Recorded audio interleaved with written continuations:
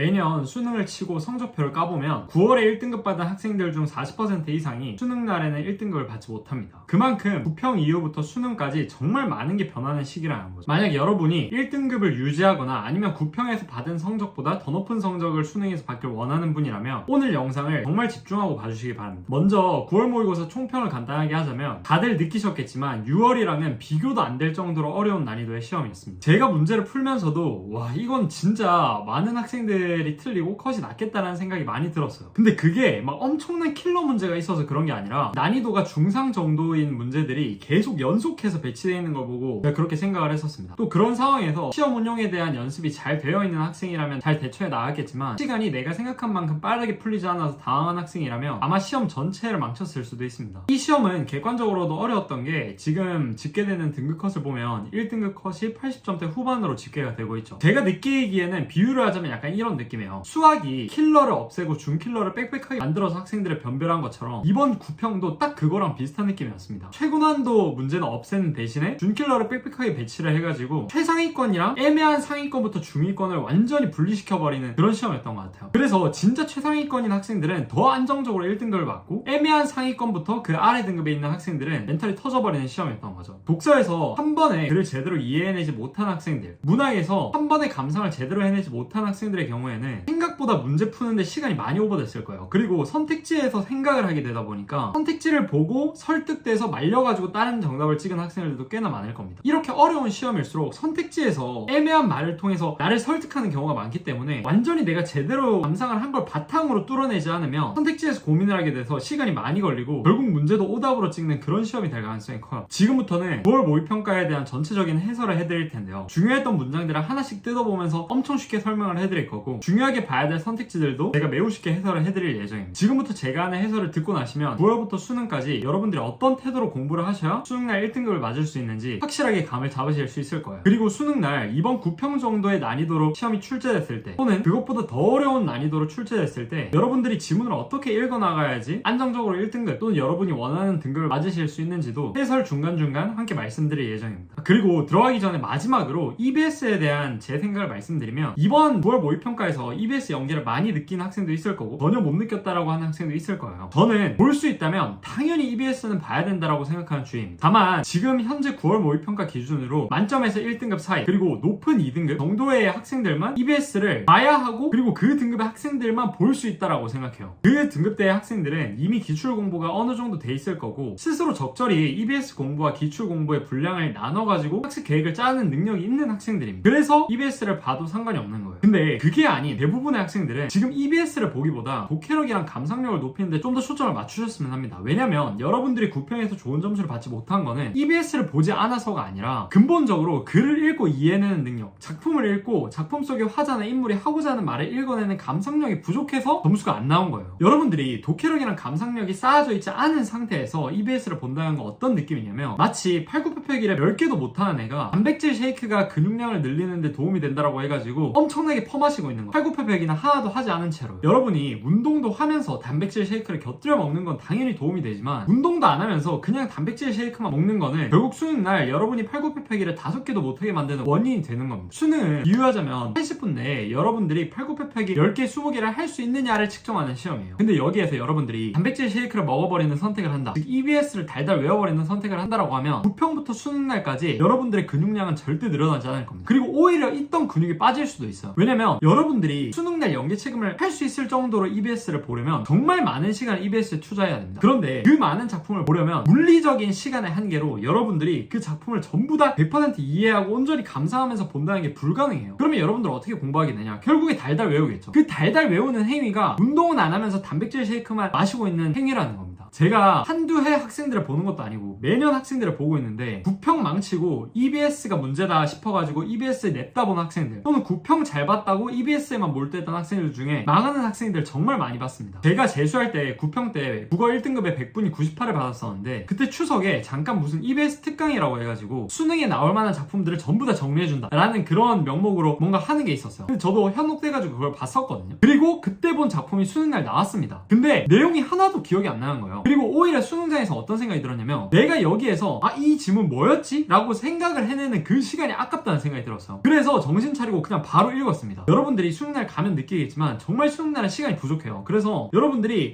이거 내가 봤던 작품이네 하고 그 작품의 줄거리를 떠올리는 그 시간이 아깝습니다. 그냥. 그래서 차라리 그 시간에 그냥 처음부터 섬세하게 읽어내는 게 더 유리할 수도 있어요. 제가 왜 그때 추석 특강에서 봤던 EBS 작품이 기억이 안 났냐? 그때 그 지문을 진득하게 내가 이해하고 감상하면서 본 게 아니기 때문이에요. 그냥 암기하는 형식으로 20-30개 작품을 후다닥 보다 보니까 그게 머릿속에 도저히 남아있지가 않는 거죠. 제가 이전에 찍은 공법 영상에서도 다 말씀을 드렸지만 여러분들이 수능 날까지 정보를 기억하고 있으려면 제대로 이해해야 됩니다. 근데 한 지문 한 지문을 제대로 이해하고 넘어간다는 게 EBS 전체 작품을 그렇게 할 수 없다니까. 물리적인 시간이 부족해서 수능 날까지. 그래서 제가 범작가 상상 모의고사 구매하신 분들한테는 계속 말씀드렸는데 자기가 아직 1등급 아니라면 수능 날까지 계속 기출을 메인으로 가지고 가고 EBS는 막판에 나오는 사설 모의고사 풀어보는 걸로 대비하면 충분하다고 말씀을 드렸던 거예요. 진짜 수능은 여러분들이 생각하시는 것만큼 단순 연계로 풀리는 게 아닙니다. 이번 구평도 마찬가지로 보면 전체 오답률 2위하고 3위가 비연계인 수필에서 나왔었어요. 결국에 비연계를 뚫어낼 수 있는 감상력이 있어야지 1등급 만점이 나오는 겁니다. 그리고 정말 상위 1%를 제외한 대부분의 학생들은 수능 날까지 그 감상력을 기르기 위해서 노력해야 되는 거예요. 계속 단백질 쉐이크만 퍼마신다고 절대 근육량은 늘지 않습니다. 머리를 쓰는 공부를 하셔야 돼요. 수능 날까지. 끈질기게 여러분이 스스로 고민해보고 스스로 감상력 높이려고 해보고 스스로 이해 안 되는 구절 뚫어보고 스스로 이해 안 되는 비문학 지문 몇 시간이고 생각해보고 그 과정에서 여러분들이 했던 노력이 수능날 점수로 발현이 되는 거지 단순히 여러분이 암기했던 EBS로 5점 10점 올린다? 불가능해요. 자, 그럼 여기까지 충분히 말씀을 드린 것 같고 지금부터는 본격적으로 9월 모의고사 해설을 시작해보겠습니다. 해설은 독서 문학 순으로 진행할 거예요. 지금부터 독서론 파트부터 해설해보도록 하겠습니다. 독서론 파트가 상대적으로 쉽긴 했지만 여러분들이 읽은 거랑 제가 지금 읽는 거랑 비교를 해보시면서 어떤 부분에서 내가 독해가 부족했구나 라는 거를 좀 파악해 가셨으면 해요. 자, 첫 문장부터 볼게요. 흔히 읽기는 듣기 말하기와 달리 영유아가 글자를 깨치고 나서야 시작된다고 생각합니다. 깨치다, 깨우친다라는 거죠. 글자를 깨친다는 게 무슨 말일까? 여기에서 깨치다라는 게 익숙하지 않은 단어이기 때문에 멈추고 생각을 했었어야 됐어요. 글자를 깨친다라는 것은 이 문맥상으로는 이해하게 된다 정도로 받아들일 수 있겠죠. 그러니까 글자란 걸 읽고 무슨 말인지 알아들을 수 있게 된다라는 거. 흔히 읽기가 이런 글자를 깨친 이후에 시작된다고 생각을 한다고 하는데 생각을 해보는 거지 진짜로 그런가. 근데 생각해보니까 맞아. 당연히 글자를 깨쳐야지 읽을 수 있지 않을까? 쉽게 납득이 되죠. 그래서 납득하고 넘어갑니다. 그런데 여기에서 듣기 말하기와 달리라고 말을 하고 있죠. 이걸 막 이렇게 괄호치고 할 필요 없는데 그냥 설명을 위해서 제가 하는 거고. 그러니까 듣기 말하기는 글자를 깨치는 과정이 없어도 그냥 듣고 말할 수가 있는데 읽기라는 행위는 글자를 먼저 깨쳐야 된다라고. 그래야지 읽을 수 있으니까. 어떤 글이든 비문학이든 문학이든 첫 번째에서는 여러분들이 조금 신경을 써서 읽어줘야 됩니다. 그렇다고 너무 막 복잡하게 첫 문장부터 생각할 필요는 없는데 그래도 어느 정도 80% 이상은 이해를 해나가면서 읽어야 돼요. 첫 번째 부분일수록. 그래야지 뒷부분의 정보들이 더 빠르게 이해가 되면서 글 전체가 하나의 흐름으로 이해되는 경험을 해보실 수 있을 겁니다. 자, 그 다음 그러나 대부분의 읽기 발달 연구에서는 그 전에도 발달이 진행된다고. 그러니까 읽기라는 것은 글자를 알아야지만 읽을 수 있다. 그때부터 발달이 된다고 생각했는데 아니라는 거야. 뭐 어떻게 발달이 진행되는 걸까요? 어떻게 글자를 깨우치기 전에도 읽기 발달이 진행되는 거지? 라고 의문을 품어야죠. 계속 읽어볼게요. 이 연구들에서는 읽기 행동의 특성이나 글에 대한 이해 수준 등에 따라 읽기 발달 단계를 위계화한다. 바로 이 의문에 대한 답을 해주진 않네요. 요 연구에서 읽기 발달 단계를 위계화했다고 한대요. 위계화했다라는 거는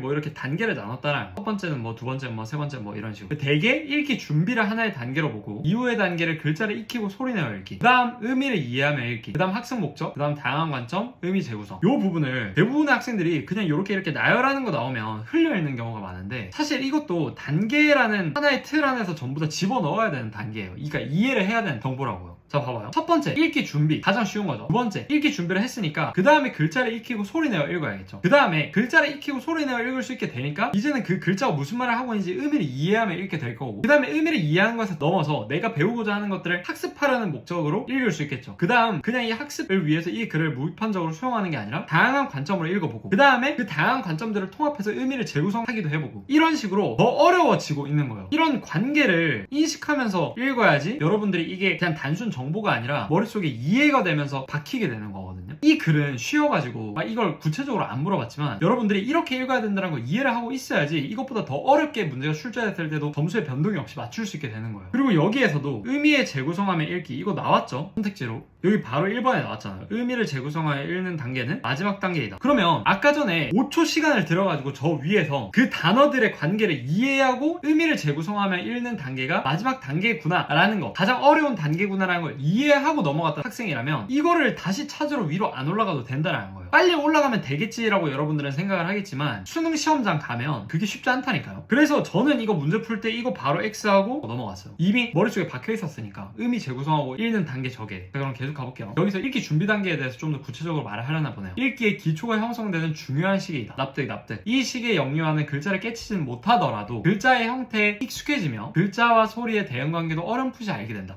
이미지화 해주세요. 자, 봐요. 영유아는 글자를 깨치진 못해. 그러니까 이해하진 못하더라도 글자를 보면서 아, 이렇게 생긴 거구나 익숙해져. 그리고 이 글자를 사람들이 발음하는 걸 들으면서 아, 이건 이렇게 소리가 나는구나 하고 어렴풋이 관계도 느끼게 된다는 거죠. 그러니까 아까 여기에서 의문을 품었던 거, 어떻게 읽기 발달이 글자를 깨치기 전에도 진행이 되는가에 대한 답변을 여기서 해주고 있는 거죠. 이런 것들을 이해하면서 읽어야 돼요. 여기서 답변을 해주고 있구나, 여기에서 말하는 게 이런 의미구나, 이런 것들을. 근데 이런 것들을 이해하면서 읽으려면 의문을 품어야겠죠. 이런 식으로 의문을 품고 제가 9일만에서 말했던 것처럼 대화하는 태도로 읽어야지, 그게 습관화가 돼 있어야지 글들이 유기적으로 이해가 되면서 읽히는 거예요. 그리고 이런 부분들은 이미지화를 해주셔야지 기억에 남습니다. 이 과정에서 글자가 뜻이 있고 음성으로 표현된다는 것을 알게 되는 유의미한 경험을 한다. 납득되죠? 여기까지 어려운 거 아무것도 없습니다. 밑줄 칠 필요 없어요. 자, 그 다음 이 연구들에 따르면 읽기 준비 단계에서 영유아의 읽기 발달은 타인의 읽기 행위를 관찰하고 글자에 대한 다양한 경험을 쌓으며 진행된다. 납득. 이것도 이미지화 해줘야죠. 타인의 읽기 행위를 애기가 관찰한 걸 이미지화를 해줘. 머릿속에 계속. 영유아는 타인의 책 읽는 모습을 보며 글의 시작 부분, 글자를 읽는 방향, 책장 넘기는 방식 등을 알게 된다. 이미지화 계속 해주고요. 그리고 납득을 해.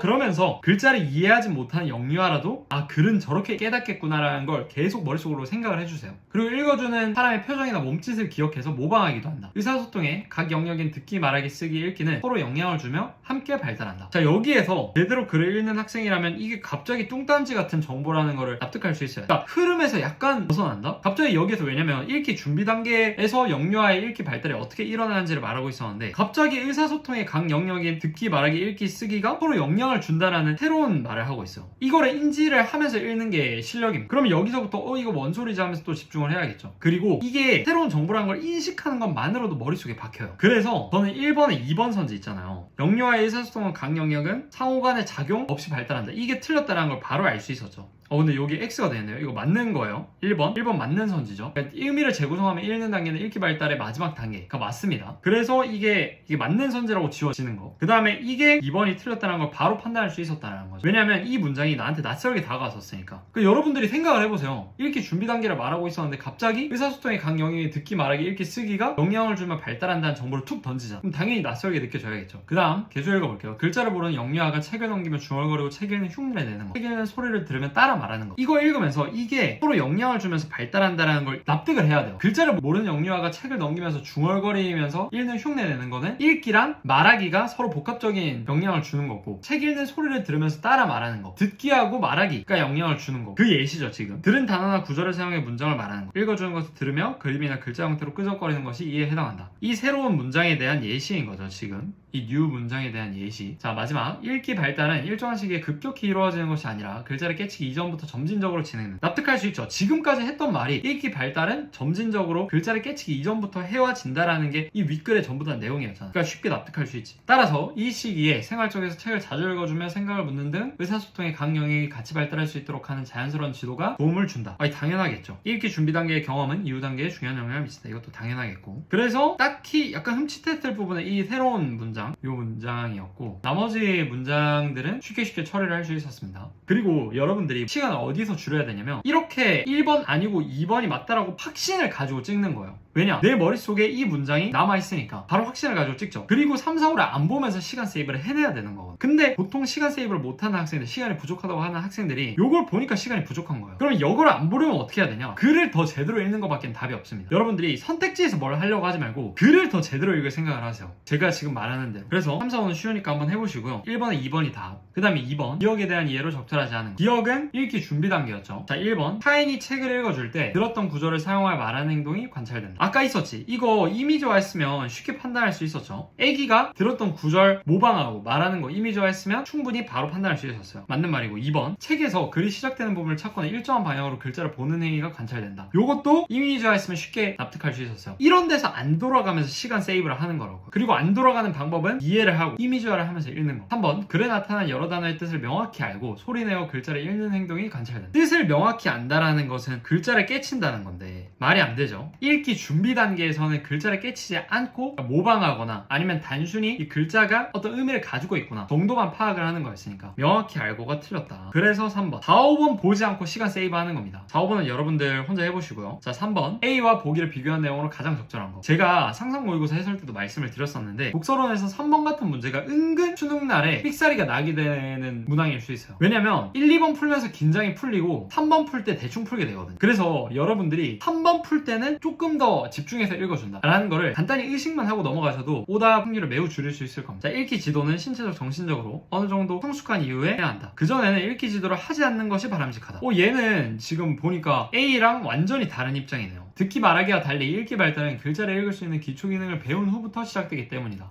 얘는 완전 관점이 다르네. 그러니까 읽기 발달이 A는 글자를 읽을 수 없어도 된다고 했는데 보기는 지금 글자를 읽을 수 있게 된 이후부터 발달이 된다고 하니까 A랑 완전 중심 주장이 다른 거죠. 따라서 듣기와 말하기를 먼저 가르치고 읽기 쓰기 순으로 가르쳐라. 그러니까 보기에 자 1번 A와 달리 라고 말하고 있는데 뭐뭐와 달리 나오면 끊고 여기부터 판단을 하는 겁니다. 여기가 맞는지. 자, 보기는 일상에서의 자연스러운 읽기 지도로 강조했나? 여기에서 저는 애매했어요. 실전에서는. 그래서 바로 다음 거부터 읽었습니다. 왜냐면 보기의 핵심 내용이 자연스러운 읽기 지도를 강조하는 게 아니었어. 보기의 핵심 내용은 순서대로 가르쳐야 된다는 거였죠. 읽기 발달은 글자를 읽을 수 있게 된 이후부터 발달하는 것이므로 듣기 말하기 먼저 하고 그 다음에 읽기 쓰기 순으로 가르쳐야 된다. 그전에는 읽기 지도 하면 안 된다가 중심 주장이었죠. 그러니까 일상에서 자연스러운 읽기 지도를 강조했다라는 거는 약간 애매했어요. 실전에서. 지금 보면 확실하게 아니지만. 그리고 이게 애매하더라도 A와 달리가 틀렸죠. 왜냐면 A는 일상에서 자연스러운 읽기 지도를 강조했었으니까. 그래서 1번은 확실하게 아니고. 자, 그럼 2번 A와 달리 이것도 끊고 보기는 글자를 깨치기 전의 경험이 읽기 발달에 영향을 준다라고 보는 거. 이건 아니죠. 왜냐면 보기는 읽기 발달이 글자를 깨친 후에 시작되는 거라고 봤으니까 글자를 깨치기 전의 경험이 읽기 발달에 영향을 준다라고 말하기는 조금 애매한 거죠. 부정적인 영향을 준다라든지 그렇게 나왔으면 좀 더 어려웠을 수 있겠는데 읽기 발달에 영향을 준다라고 말하기에는 애매하다. 여기에서 읽기 발달은 글자를 읽을 수 있는 기초 기능을 배운 후부터 시작된다라고 했으니까 읽기 발달은. 근데 여기에서 저는 조금 더 애매했던 게 듣기와 말하기를 먼저 가르친 후에 읽기 쓰기 순으로 가르치는 게 효과적이라고 했잖아요. 그러면 글자를 깨치기 전의 경험, 듣기와 말하기를 배운 경험이 읽기 발달에 영향을 줄 수 있는 거 아닌가? 그래서 보기가 이 말에는 동의를 할 수 있는 거 아닌가? 라는 생각도 들었어요. 근데 평가원은 항상 명확한 답의 근거를 주기 때문에 A와 달리부터를 보면 여기도 A와 달리가 아니어서 확실하게 틀렸어. 왜냐면 A에서 글자를 깨치기 전의 경험이 읽기 발달에 영향을 준다라는 게 핵심 주장이었잖아요. 그러니까 A의 핵심 주장과 비교해봤을 때 달리가 아니다. 그 다음 3번 A와 달리 보기는 글자의 기초 기능을 배운 후부터 읽기 발달이 시작된다라고 보는 거. 여기 맞는 말이죠. 그 다음에 A와 달리도 맞아. A는 글자 기초 기능을 배우지 않아도 읽기 발달이 시작된다라고 봤으니 그래서 3번 다 찍고 넘어갔었어야 됐고요. 그래서 은근 3번에서 이런 것들이 헷갈려가지고 1번, 2번을 빠르게 그냥 찍어버리고 넘어가서 틀린 학생들이 조금은 있을 거거든요. 그래서 이런 부분들 여러분들이 유념을 하셨다가 생각보다 애매한 선지가 있을 수 있으니까 명확하게 보고 판단해야 된다는 거를 머릿속에 넣어두시길 바래요. 실제 시험장에서는 이게 굉장히 애매하게 느껴질 수 있습니다. 네, 그 다음 4번부터 7번 지문 들어갈게요. 이 지문이 생각보다 그렇게 쉬운 정도는 아니었어요. 왜냐면 뒷부분에 여러분들이 생각보다 주의 깊게 안 읽었으면 이해를 못하고 놓칠만한 문장들이 꽤나 있었거든요. 초반부는 쉬어가지고 여러분들이 이 지문 왜 이렇게 쉽지? 라고 생각할 수 있었는데 이번 부평을 보면서 제가 느낀 게 수능날에도 여러분들이 지문을 읽으면서 첫 번째 문단부터 세 번째 문단 정도까지는 쉽게 느껴질 수가 있어요. 근데 그렇다고 힘을 쫙 빼고 읽어버리잖아요. 그러면 마지막 문단쯤에서 여러분들이 이해를 100% 못해서 문제가 헤매는 경우가 분명 생길 수 있을 것 같아요. 그러니까 독서에서 난이도를 낮추다 보니까 글 자체가 쉽게 읽히는 느낌이긴 한데 그렇다고 문제가 마냥 또 쉽지는 않습니다. 지문을 한번 보면서 말을 해볼게요. 교통이용 내역과 같은 기록은 개인의 데이터이며 그 개인이 정보 주체이다 라고 나오는데 교통이용 내역이라는 말도 사실 추상어예요. 그래서 저는 이 단어를 보자마자 버스, 지하철 이런 것들을 떠올리면서 내가 카드를 몇 번 찍는지 뭐 그런 것과 관련된 정보가 있구나 라고 구체화를 바로 해줘요. 그리고 이런 것들은 당연히 개인의 데이터죠. 그리고 그 개인이 정보 주체, 내가 예를 들어서 버스를 오늘 2번 탔어. 그런 정보 같은 경우에는 내가 만들어낸 정보니까 내가 정보 주체일 수 있겠죠. 받아들이는 게 그렇게 어렵지 않아요. 그리고 또 한 가지 말씀드릴 게 여러분들이 이런 식으로 평가원에서 구체적인 예시를 주잖아요. 교통이용 내역과 같은 기록 이러면서 예시를 던져주면 그 예시를 가지고 문장을 쫙 뚫어내시는 게 좋습니다. 새로운 예시를 여러분들이 상상해가지고 문장을 이해해 나가기보다도 주어진 예시를 통해서 문장을 이해해 나갈 때 머리를 더 쓸 필요가 없고 그 다음에 그 문장들이 더 쉽게 이해되는 경우가 많아요. 데이터는 물리적 형체가 없고 복제와 재사용이 재사용이 수월하다. 이 문장 볼 때도 교통 이용 내역을 떠올리면서 납득하고 넘어가는 겁니다. 예를 들어서 내가 오늘 버스를 2번 탔다라는 그 데이터는 물리적인 형체가 없죠. 그냥 기록이 되어 있는 거예요. 그리고 복제와 재사용이 수월하다는 것도 충분히 납득할 수 있어요. 어렵지 않습니다. 전혀. 납득하고 넘어가는 거예요. 이런 것들을 막 물리적 형태가 없고 복제와 재사용이 수월하고 막 이런 것들을 체크해가면서 읽는 게 아니라 그냥 이해하면 알아서 기억이 납니다. 수능날도. 이 데이터가 대량으로 직접 처리되면 빅데이터가 되고 대량으로 직접 처리가 되는 거니까 빅데이터가 되겠죠. 이것의 정보 처리장인 기업 등이 빅데이터 보유자예요. 즉 예를 들어가지고 내가 교통카드로 버스를 2번 탔어. 그리고 그게 데이터로 남았어요. 그러면 그 데이터를 소유하고 있는 교통카드를 만든 기업, 그 기업이 빅데이터 보유자라고 할 수 있겠죠. 계속 위에서 줬던 예시 가지고 뚫어냅니다. 산업 분야의 빅데이터는 특정한 목적으로 활용될 수 있다는 점에서 경제적 가치를 지닌다. 어렵지 않아요. 정보가 돈이 된다는 거는 그냥 상식이죠. 그러니까 빅데이터는 특정한 목적으로 활용이 될 수 있어. 그래서 경제적 가치를 지녀. 쉽게 납득할 수 있습니다. 이 정도는 납득을 해주셔야 돼요. 그 다음 데이터를 재화로 모아 소유권이 누구에게 귀속되어야 하는지에 대한 논의가 있다. 그렇죠. 데이터도 정보는 이제 돈이야. 이 정도는 상식이니까 데이터를 재화로 봐서 그러면 정보가 돈이 되면 솔직히 누구 거냐라는 다툼이 생길 수 있을 것 같아. 그래서 정보의 소유권이 누구한테 귀속되어야 하는지에 대한 논의가 있대요. 소유권의 주체를 빅데이터 보유자로 보는 견해하고 정보의 주체로 보는 견해, 즉 내가 만들어냈으니까 내 거야 라고 보는 견해랑 그 빅데이터를 가지고 있는 기업이 내 정보를 하더라도 그 기업이 정보를 가지고 있는 것으로 볼 거냐 라는 두 견해가 대립을 한다면, 전자는 빅데이터 보유자에게 소유권을 부여하면 빅데이터의 생성 및 유통이 쉬워져서 데이터 관련 산업이 활성화된다고 주장한다. 납득합니다. 그럴 수 있겠죠. 내가 가지고 있는 것보다 빅데이터 가지고 있는 기업이 그 소유권을 가지고 데이터 관련된 뭐를 생성을 하거나 아니면 이 데이터를 유통시키는 게 훨씬 더 쉽겠죠. 그러면 이 데이터를 가지고 하는 산업들이 활성화될 수 있겠고, 어렵지 않아요. 후자는 정보 생산 주체는 개인인데 빅데이터 보유자에게 부가 집중되는 것은 부당하다. 그래서 정보 주체에게도 대가가 주어져야 한다고 본다. 이것도 납득이 됩니다. 결국에 정보를 만들어내는 건 난데 왜 너가 그 정보를 생산하고 유통하면서 돈을 버냐는 거지. 그래서 그렇게 할 거면 나한테도 돈을 줘야 된다라고 주장을 하는 거예요. 그 다음, 최근에는 논의의 중심이 데이터의 소유권 주체에서 데이터에 접근하기 위한 방안으로서의 데이터 이동권으로 바뀌고 있다. 아까 윗문단까지는 이 데이터가 누구 거냐 하는 소유권을 따지는 논의가 한창이었는데, 지금은 데이터 이동권에 대한 논의로 바뀌었다는 함축적 의미 생각을 해보면 말 그대로 데이터를 이동시킬 수 있는 권한을 말하는 거예요. 우리나라는 데이터에 대해서 소유권이 아닌 이동권을 법으로 명문하여 정보 주체의 개인정보 자기결정권을 강화하였다. 자, 이 문장 중요합니다. 자, 여기에서 생각을 해봐야 되는 것이 데이터 소유권에서 이동권으로 바뀌었는데 왜 정보 주체의 개인정보 자기결정권이 강화되었는가라는 거. 저는 여기에서 의문이 들었거든요. 왜냐면 이 단어만 놓고 봤을 때 정보를 소유한다라는 게 정보를 이동시킬 수 있는 권리보다 더 센 권리라고 저는 느껴졌거든요.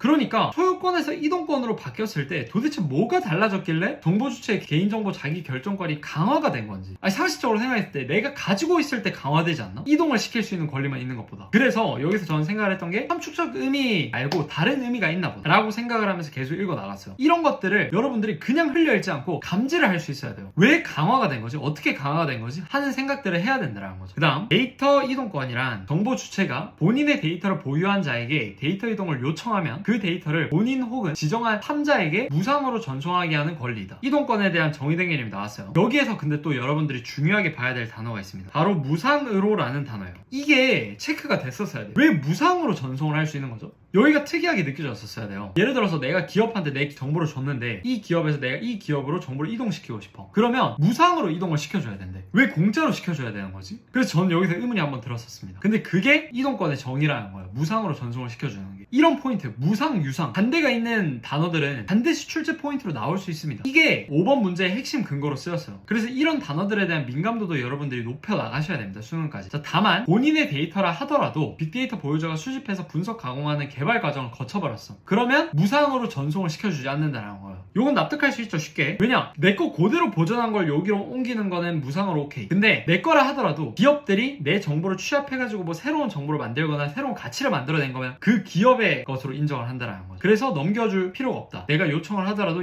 안 넘겨줄 수도 있다는 거. 왜냐면 그 정보는 기업 거니까. 자, 그 다음, 법제화 이전에도 은행 간의 계좌이체 항목을 이동할 수 있는 서비스는 있었다. 자, 이 문장 보고 당연히 왜라는 생각을 해야 돼요. 왜 있었던 거지? 왜 은행 간의 계좌 자동이체 항목을 이동할 수 있었던 거지? 도대체 이게 뭐길래? 이는 은행 간 약정에 따라 부분적으로 시행한 조치였다. 이 뒷문장 읽어봤는데 왜에 대한 설명을 안 해줘요. 이 문장은 왜에 대한 설명이 아닙니다. 왜 계좌 자동이체 항목은 왜 유일하게 이 항목만은 이동을 할 수 있게 해줬냐는 거예요. 바로 이 문장이 부연 설명이 삭제되어 있는 문장인 겁니다. 부연 설명이 삭제되어 있는 문장. 그러니까 내가 여기서 부연 설명 붙여야 돼요. 왜? 계좌 자동이체 항목은 이동을 시킬 수 있게 해줬었던 거죠. 전 여기에서 시험장에서 어떻게 생각을 하고 넘어갔냐면 돈에 관련된 민감한 정보니까 이것만은 그냥 뭐 공짜로 이동할 수 있게 해줬나 보다 정도로 그냥 생각했어요. 제가 9일만에서도 말했지만 부연 설명은 어떻게 붙이든 상관이 없습니다. 여러분들이 납득될 수 있는 맥락에 맞는 적당한 정보를 붙이고 넘어가면 되는 거예요. 결국에 이 문장을 우리 머릿속에 넣어야 되는 게 과제잖아요. 근데 부연을 어떻게 붙이든 부연을 붙이는 것만으로 일단 이해가 된 거니까 머릿속엔 기억이 남는다고. 그리고 여러분들 풀어보셨으면 알겠지만 이 문장은 그대로 6번 문제 5번 선지에 쓰였습니다. 출제자 입장에서 이렇게 부연 설명이 삭제된 문장은 너무 좋은 문장이에요. 왜냐? 독해력이 낮은 애들은 부연 설명이 삭제된 문장을 그냥 넘겨버려. 이게 부연이 삭제되어 있다는 걸 인지도 못하고, 독해력이 높은 애들만 부연이 삭제된 문장 아래에 깔려있는 이유를 스스로 추론해내고 넘어가요. 그러면 이 과정을 거친 학생들만 머릿속에 저 문장이 남아있거든요. 그러면 저 문장을 활용해서 문제로 냈을 때 그 문제를 맞춰내는 학생은 높은 독해력을 가지고 부연 설명을 붙이고 넘어가는 학생일 테니까 독해력이 높은 학생과 낮은 학생을 구별할 수 있게 되는 거죠. 자, 그럼 계속 갈게요. 데이터 이동권의 도입으로 쇼핑몰 상품 소비 이력 등 정보 주체의 행동 양상과 관련된 부분까지 정보 주체가 자율적으로 통제 관리할 수 있는 범위가 확대되었다. 이 문장도 중요한 문장입니다. 이 문장도 중요했어요. 그러니까 앞부분까지는 여러분들이 여기까지는 뭐 쉽다고 생각할 수 있었는데 여기서부터는 점점 빽빽해지기 시작합니다. 생각을 하면서 읽었어야 돼요. 그러니까 이 문단 자체의 흐름도 읽었어야 됐고요. 소유권에서 이동권으로 변해갔다라는 거. 그 다음에 왜 소유권이 이동권으로 변해가면서 자기 결정권이 강화가 됐던 건지 스스로 생각을 해봤었어야 됐고, 무상으로 전송한다 이런 것들 체크했어야 됐고, 왜 계좌 자동이체 항목은 이동을 할 수 있게 해줬었는지, 이동권을 법제하기 이전에도 이런 것들을 생각을 해내가면서 읽었었어야 했기 때문에 마냥 그렇게 쉬운 지문은 아니었어요. 그리고 여기서 여러분들이 생각을 해야 되는 게 쇼핑몰 상품 소비 이력이 행동 양상과 관련된 부분이라는 걸 이해를 해야 돼요. 이런 것들 충분히 문제로 나올 수 있거든요. 지문이 짧잖아요. 짧을수록 이런 것들 하나하나 전부 다 이해를 해주고 넘어가야 됩니다. 자, 쇼핑몰 상품 소비 이력. 내가 쇼핑몰에 가가지고 가방을 사고 신발을 사고 옷을 사. 즉 어떤 행동을 한 거잖아요. 그러니까 행동 양상이라고 할 수 있는 거죠. 아주 간단한 생각인데 제가 방금 말한 이 생각을 통해서 연결을 지어놓고 넘어가느냐 안 넘어가느냐에 따라서 나중에 돌아와서 서치해야 되냐 안 해야 되냐가 결정이 된다고요. 그리고 이렇게 이동권을 도입하면서 이런 식으로 행동 양상과 관련된 부분까지 자율적으로 통제 관리할 수 있게 되면서 범위가 확대되었다고요. 근데 여기에서 저는 또 의문이었던 게, 그러니까 왜 도대체 소유권보다 이동권이 범위를 확대시켰냐는 거예요. 여기에 대한 설명이 없어요. 이 질문에는 단어만 보면 소유권이 더 내가 자율적으로 통제 관리할 수 있는 범위를 확대시킨 것 같이 느껴지는데 그게 아니라는 거죠. 이런 의문을 안 품고 넘어갔으면 제가 방금 말한 부분, 소유권이랑 이동권의 차이점, 그리고 이동권이 더 많은 통제 범위를 만들어냈다라는 거를 의문을 안 품고 그냥 생각 없이 읽었던 학생들은 나중에 소유권이 더 많은 통제를 만들어냈다라고 바꿔냈을 때 인지를 못했을 겁니다.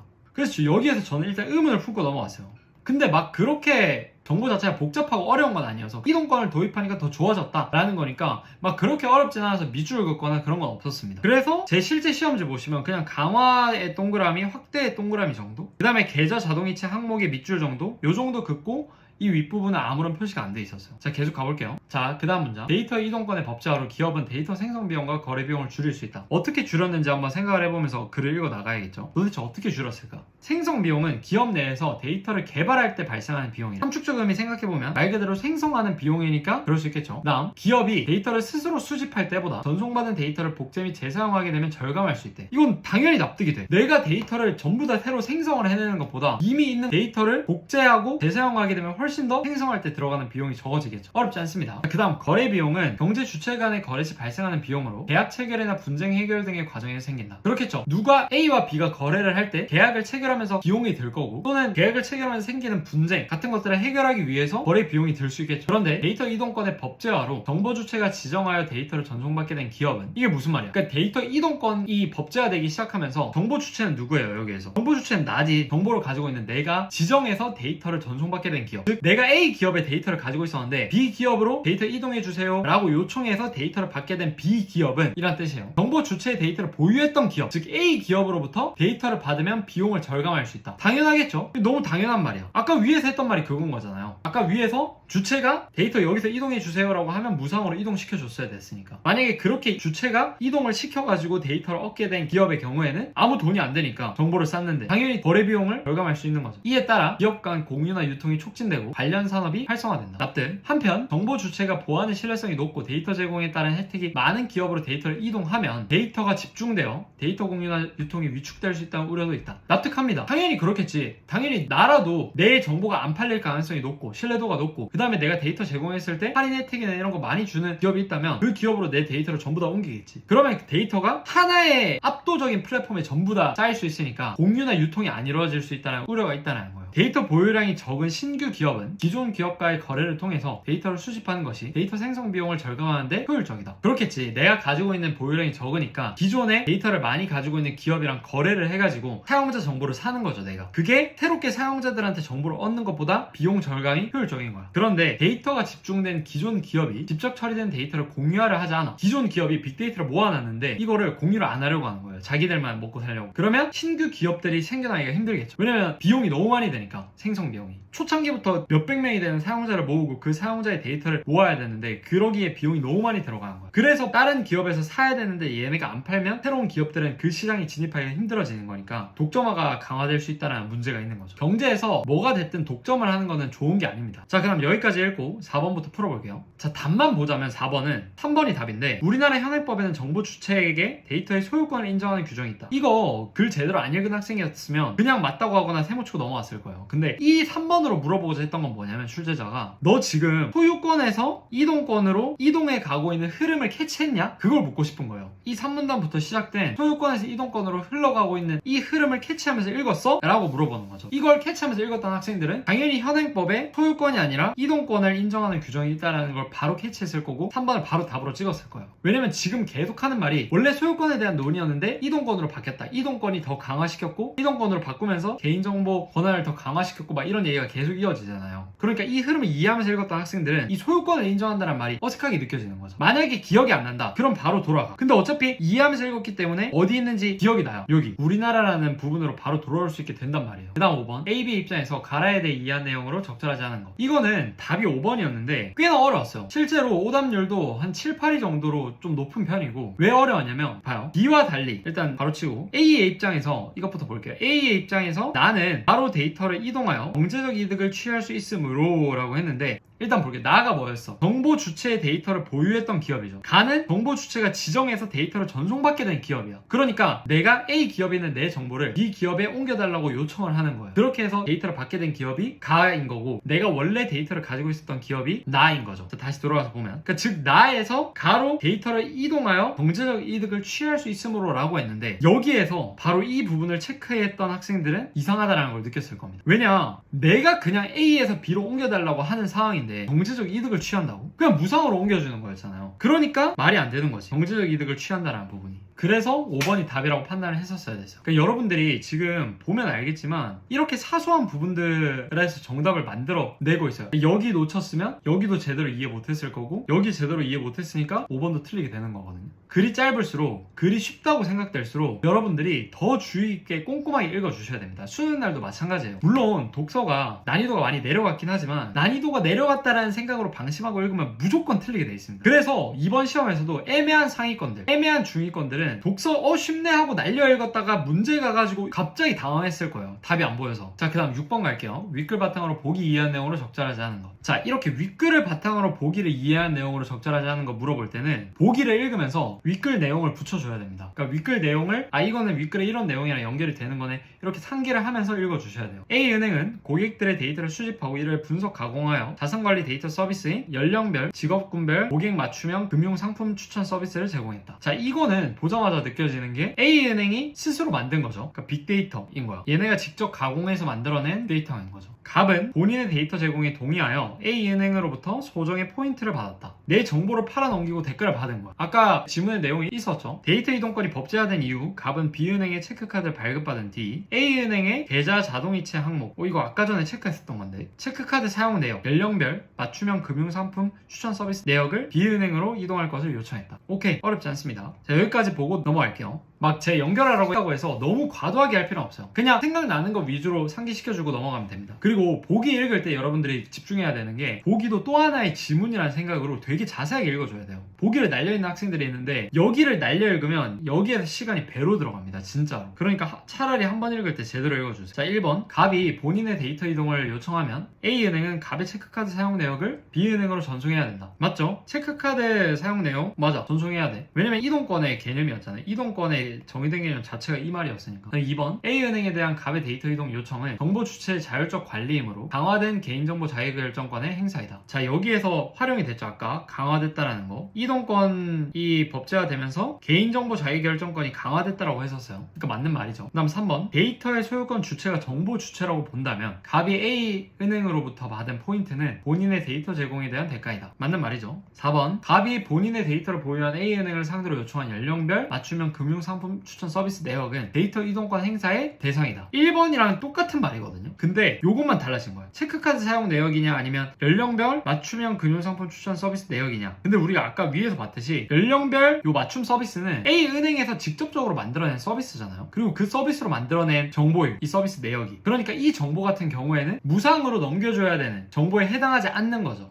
아까 지문에서도 요 다만부터 시작되는 이 부분에서 본인의 데이터라도 빅데이터 보유자가 수집하여 이렇게 해버리면 이제 무상으로 넘겨줄 필요가 없다 라고 말을 했었죠. 그래서 X. 이 문제는 약간 센스 있는 학생이랑 맞출 수 있었던 게 여기에서 아 그래 A가 이 세 가지 항목을 전부 다 B한테 넘겨줘야겠네 라고 단순하게 생각했던 학생이라도 1번이랑 4번이랑 똑같은 말인데 뭐가 다른 건지? 이 두 개가 지금 차이가 있는 건가? 라고 생각해서 다시 위로 올라가서 잡은 학생도 있었을 거예요. 그렇게라도 풀었다면 다행이고. 자, 그 다음 5번 보면 데이터 이동권의 법제화 이전에도 갑이 A은행에서 B은행으로 요청한 정보 중에 계좌 자동이체 항목은 이동이 가능했다. 이거 아까 전에 부연설명 삭제된 문장이었죠. 무조건 쓰인다고 했어요. 부연설명 삭제된 문장은 오답을 만들어내는데 꽤나 중요도가 높은 선지로 무조건 나옵니다. 그래서 5번은 맞고 답은 4번 정답.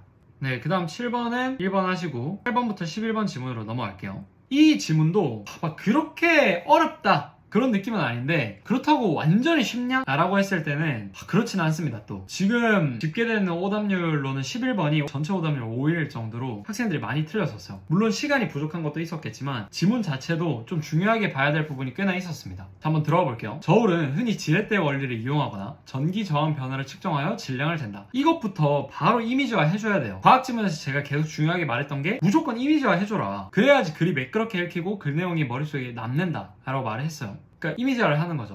저울 이미지 떠올리고 지렛대 원리를 이용하거나 그 다음에 전기 저항의 변화를 측정하여 질량을 재는 전기 저항의 변화를 측정하여 질량을 재는 저울엔 뭐가 있을까 했는데 저는 체중계를 떠올렸어요. 왜냐면 2016년도 6월 A형에 지문인식 시스템 이 지문이 있거든요. 이 지문에서 손에 있는 전기 저항의 변화를 일으켜가지고 시스템이 지문을 인식한다 그런 내용이었는데 저는 기출을 하도 많이 받다 보니까 이거 할 때 이게 생각이 나면서 체중계가 떠오르더라고요. 아무튼 이렇게 떠올랐으면 사실 전기 저항 변화라는 단어를 안 외워도 되죠. 근데 이게 안 되는 학생이다. 만약에 이미지화도 안 하고 그냥 넘어갔다. 그러면 9번 문제 3번 선지 전기 저항의 변화를 이용해 물체의 질량을 측정하는 경우가 있다 했을 때 또 서치를 했었어야 됐을 겁니다. 저 단어가 머릿속에 없었을 테니까. 그래서 여러분들이 계속 말하지만 첫 번째부터 최대한 이미지화하고 내가 이해할 수 있을 만큼은 계속 이해해 주면서 읽어야 돼요. 그러니까 지문 읽을 때는 그게 시간이 많이 걸리는 것 같은데 그래야지 결국 문제로 갔을 때 다시 지문으로 안 오고 빨리 풀 수 있게 됩니다. 자, 아무튼 저울은 이렇게 재는데 그러면 호정밀 저울은 어떻게 잴까? 요거는 이제 앞전 효과에 대한 설명이 필요하다고 하네요. 앞전 효과가 뭘까? 궁금증 품으면서 읽어 내려갑니다. 앞전 효과는 재료의 기계적 변형이 생기면 재료의 전압이 발생하는 1차 앞전 효과가 있고 재료의 전압을 걸면 기계적 변압이 생기는 2차 앞전 효과가 있대요. 그럼 여기에서 여러분들이 생각을 해야 되는 건 뭐냐면 기계적 변형이 뭐지라고 구체적으로 생각을 해줘야 돼요. 기계적 변형이 뭐예요? 답할 수 있어요? 모르잖아. 그러니까 왜냐면 이게 추상화라는 거거든요. 이게 뭐지라는 생각을 분명히 해줬어야 돼요. 그래서 저는 간단히 이거 읽으면서 생각을 했던 거는 로봇이 있다라고 했을 때 로봇의 손이 움직이는 거, 로봇의 움직임이 변하는 거 이런 것들이 기계적 변형이 아닐까 정도로 생각을 해줬었어요. 맞을지 아닐지는 모르겠지만 이렇게 생각을 해주고 넘어가는 거랑 안 해주고 넘어가는 거랑은